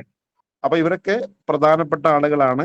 ഇതിപ്പോ ഓരോ കാലഘട്ടത്തെ നമ്മൾ നോക്കുകയാണെങ്കിലും നമുക്കിപ്പോ ഏറ്റവും പ്രശസ്തരായ ആളുകളുണ്ട്, അവരിൽ മാത്രം നമ്മൾ ഒതുക്കാതെ ആ കാലഘട്ടത്തിൽ തന്നെ ഏതാനും ചില പോയിന്റ്സ് മാത്രം നമ്മൾ നോക്കി വെക്കേണ്ട ചില ആളുകൾ കൂടി ഉണ്ടാവും. അപ്പൊ അവരൊക്കെ നമ്മൾ എന്ത് ചെയ്യണം, ഇതേപോലെ പഠിക്കണം. അങ്ങനെ നല്ല നോട്ട് ഉണ്ടാക്കി, സ്വന്തമായ ഒരു നോട്ട്, അതിപ്പോ എഴുതി ഉണ്ടാക്കുന്ന ആളുകളാണെങ്കിൽ അങ്ങനെ, അതല്ല ഇപ്പോ മൊബൈലുകളിലോ അല്ലെങ്കിൽ ടാബിലോ പിന്നെ ലാപ്ടോപ്പിലോ ഒക്കെ ടൈപ്പ് ചെയ്ത് ഉണ്ടാക്കുന്ന ആളുകൾ ഉണ്ടാവും. അല്ലെങ്കിലോ ജസ്റ്റ് ചാറ്റ് ജി പി ഇട്ടുകൊടുത്തിട്ട് അതിൽ നിന്ന് നല്ലൊരു നോട്ട് നമുക്ക് ഇങ്ങോട്ട് ഉണ്ടാക്കി തരാൻ പറഞ്ഞാൽ അത് ഉണ്ടാക്കി തരും. എന്നിട്ട് അത് നമ്മുടേതായ ഒരു ഫോൾഡർ ആക്കി വെച്ച് അതിൽ പ്രധാനപ്പെട്ട പോയിന്റ്സിന് അടിയിൽ നമ്മൾ ഹൈലൈറ്റ് ചെയ്യുകയോ അല്ലെങ്കിൽ അതിന് പ്രത്യേകമായിട്ട് എന്തെങ്കിലും കളർ നൽകുകയോ ഒക്കെ ചെയ്ത് നമ്മുടേതാക്കി ആ നോട്ട് മാറ്റാം. അങ്ങനെ ഒരു 6 മാസം, ഒരു 5 മാസം ആകുമ്പോഴേക്കും എന്ത് ചെയ്യണം വെച്ചാൽ സിലബസിന്റെ ഓരോ ഭാഗവും ഇപ്പൊ ഒരാളെ കുറിച്ച് ഏതെങ്കിലും ഒരു ഭാഗത്തെ കുറിച്ച് ചോദിക്കുമ്പോഴേക്കും അതിന്ന ഭാഗമാണ്, അതിന്റെ പ്രധാനപ്പെട്ട പോയിന്റ്സ് ഒക്കെ ഒറ്റ നോട്ടത്തിൽ തന്നെ നമുക്ക് വായിച്ചെടുക്കാവുന്ന രൂപത്തിൽ നമ്മുടെ കൈകളിൽ ഉണ്ടാവണം. അങ്ങനെ ഒരു അവസ്ഥ നമുക്ക് അടുത്ത എക്സാം ആവുമ്പോഴേക്ക് ഉണ്ടാവുകയാണെങ്കിൽ ഇൻഷാ അള്ളാ നമ്മളായിരിക്കും ഏറ്റവും ടോപ്പിലെത്താം. അപ്പൊ അതില് അറബിക്ക് തീരെ ഫോളോ ചെയ്യാൻ കഴിയാത്ത ആളുകളോ അല്ലെങ്കിൽ ഇതുവരെ തീരെ പ്രിപ്പറേഷൻ നടത്താത്ത ആളുകളൊക്കെ നമ്മുടെ കൂട്ടത്തിൽ ഉണ്ടാവാം. ആരും ടെൻഷൻ ആവേണ്ടതില്ല. എല്ലാ ഏരിയയും ഇൻഷാ അള്ളാ ഡീറ്റെയിൽ ആയിട്ട് തന്നെ നിങ്ങൾക്ക് ഫോളോ ചെയ്യാവുന്ന രൂപത്തിലുള്ള ക്ലാസ്സുകളൊക്കെ തന്നെ ആയിരിക്കും നിങ്ങൾക്ക് ലഭിക്കുക. അത് കൃത്യമായി ഫോളോ ചെയ്യുക. അതുപോലെ തന്നെ നമുക്കിപ്പോ മെയിൻ ഗ്രൂപ്പിന് പുറമെ ഒരു ആക്ടിവിറ്റി ഗ്രൂപ്പ് ഒക്കെ ഉണ്ട്, അതൊക്കെ നിങ്ങൾ സജീവമാക്കണം എന്നുകൂടി ഓർമ്മപ്പെടുത്തുകയാണ്. മോഡൽ ടെസ്റ്റുകൾ ലഭിക്കും, അത് നിങ്ങൾ എന്തായിരുന്നാലും അറ്റൻഡ് ചെയ്യാം. എത്ര മാർക്ക് കിട്ടി എന്നുള്ളതൊന്നും വിഷയമല്ല. പരമാവധി എന്ത് ചെയ്യാന്ന് വെച്ചാൽ നമ്മുടെ പഠനത്തെ ലൈവാക്കി നിർത്തുക. അങ്ങനെ ഏറ്റവും നന്നായി പ്രിപ്പയർ ചെയ്തുകൊണ്ട് ഇത്തവണ തന്നെ നമുക്ക് ആദ്യ റാങ്കുകളിലെത്തി ജോലിയിൽ പ്രവേശിക്കണം. അള്ളാഹു സുബ്ഹാനഹു വ തആല അതിനെല്ലാവർക്കും തൗഫീഖ് പ്രദാനം ചെയ്യുമാറാവട്ടെ എന്ന് പ്രാർത്ഥിച്ചുകൊണ്ട് ഇൻഷാ അള്ളാഹ് തൽക്കാലം ഈ ഒരു പ്രസന്റേഷൻ അവസാനിപ്പിക്കുകയാണ്. അപ്പോ എല്ലാവരും ഒരു ശുഭാപ്തി വിശ്വാസത്തോടു കൂടി തന്നെ മുന്നോട്ട് പോവാം. ഞാൻ എത്രയൊക്കെ നോക്കിയിട്ടും എനിക്ക് കഴിഞ്ഞ ലാസ്റ്റ് എക്സാമിലൊന്നും ശോഭിക്കാൻ കഴിഞ്ഞില്ലല്ലോ എന്ന് ആരും വിചാരിക്കേണ്ടതില്ല. ഇതിലപ്പുറവും ഇപ്പോ നമുക്കൊരു 6 വർഷത്തെ എക്സ്പീരിയൻസ് വെച്ചാണ് പറയുന്നത്. ഇതിനേക്കാളും ടെൻഷനായി പറഞ്ഞിരുന്ന ആളുകളൊക്കെ അൽഹംദുലില്ലാ അവരൊക്കെ പിന്നീട് ജോലിയിൽ പ്രവേശിച്ച അനുഭവം എത്രയോ ഉണ്ട്. അപ്പോ എല്ലാവരും എന്ത് ചെയ്യാച്ചാൽ ഇനിയുള്ള ദിനങ്ങളും അതും നമുക്കുള്ളത് തന്നെയാണ് എന്ന് തന്നെ മനസ്സിലാക്കി നന്നായിട്ട് പ്രിപ്പയർ ചെയ്യുക, നന്നായിട്ട് പഠിക്കുക. ഇൻഷാ അള്ളാഹ് അടുത്ത റാങ്ക് ലിസ്റ്റുകളിൽ നമ്മളൊക്കെ ഉൾപ്പെടുന്നതായിരിക്കും എന്ന് ഓരോരുത്തരോടും ഓർമ്മപ്പെടുത്തിക്കൊണ്ട് ഇത്രയും സമയം ആക്റ്റീവായി പങ്കെടുത്ത നിങ്ങൾക്ക് എല്ലാവർക്കും പ്രത്യേകമായ നന്ദി അറിയിക്കുന്നു. അതോടൊപ്പം ഇനിയുള്ള വരും ദിനങ്ങളിലുള്ള ക്ലാസ്സുകളും നിങ്ങൾ ഓരോന്നും കൃത്യമായി ഫോളോ ചെയ്യണം. അതൊരു പക്ഷെ ചിലപ്പോൾ റെക്കോർഡഡ് ക്ലാസ്സുകൾ ലഭിക്കുകയാണെങ്കിൽ ആ റെക്കോർഡഡ് ക്ലാസ് നിങ്ങൾ കേട്ട് പിന്നെ അതിനോടനുബന്ധമായി ക്വസ്റ്റ്യൻ ഡിസ്കഷൻ വരും. അപ്പൊ ആ ക്വസ്റ്റ്യൻ ഡിസ്കഷൻ വരുമ്പോൾ ആ ക്വസ്റ്റ്യൻ ഡിസ്കഷനിലല്ല നിങ്ങൾ മെയിനായി പങ്കെടുക്കേണ്ടത്. അതിനു മുമ്പ് എന്ത് ചെയ്യണം, ആ സബ്ജക്റ്റുമായി റിലേറ്റഡ് ആയിട്ടുള്ള ക്ലാസ്സുകൾ ലഭിച്ചാൽ അതാദ്യം നിങ്ങൾ കേൾക്കുകയും എന്നിട്ട് അതിന്റെ ക്വസ്റ്റ്യൻ ഡിസ്കഷനിൽ നിങ്ങൾക്കുള്ള സംശയങ്ങളൊക്കെ ഒന്നുകൂടി ദൂരീകരിക്കാനും അതോടൊപ്പം ആ പഠിച്ച ഭാഗങ്ങൾ അതൊന്നുകൂടി ഉറപ്പിക്കാനുമാണ് നിങ്ങൾ ക്വസ്റ്റ്യൻ ഡിസ്കഷനിലൊക്കെ പങ്കെടുക്കേണ്ടത്. അങ്ങനെ പരമാവധി എന്ത് ചെയ്യുക, പഠനം സജീവമാക്കണമെന്ന് എല്ലാവരോടും ഓർമ്മപ്പെടുത്തിക്കൊണ്ട് തൽക്കാലം ഇന്നത്തെ സെഷൻ അവസാനിപ്പിക്കുന്നു. ശുക്രൻ അലാ ഹുസ്നി ഇസ്തിമാഇക്കും വലിസ്റാഇക്കും വഇലാഹുന അത്റകുക്കും ഫി റഅയത്തില്ലാ. വസ്സലാമു അലൈക്കും വറഹ്മത്തുള്ളാഹി വബറകാതുഹു.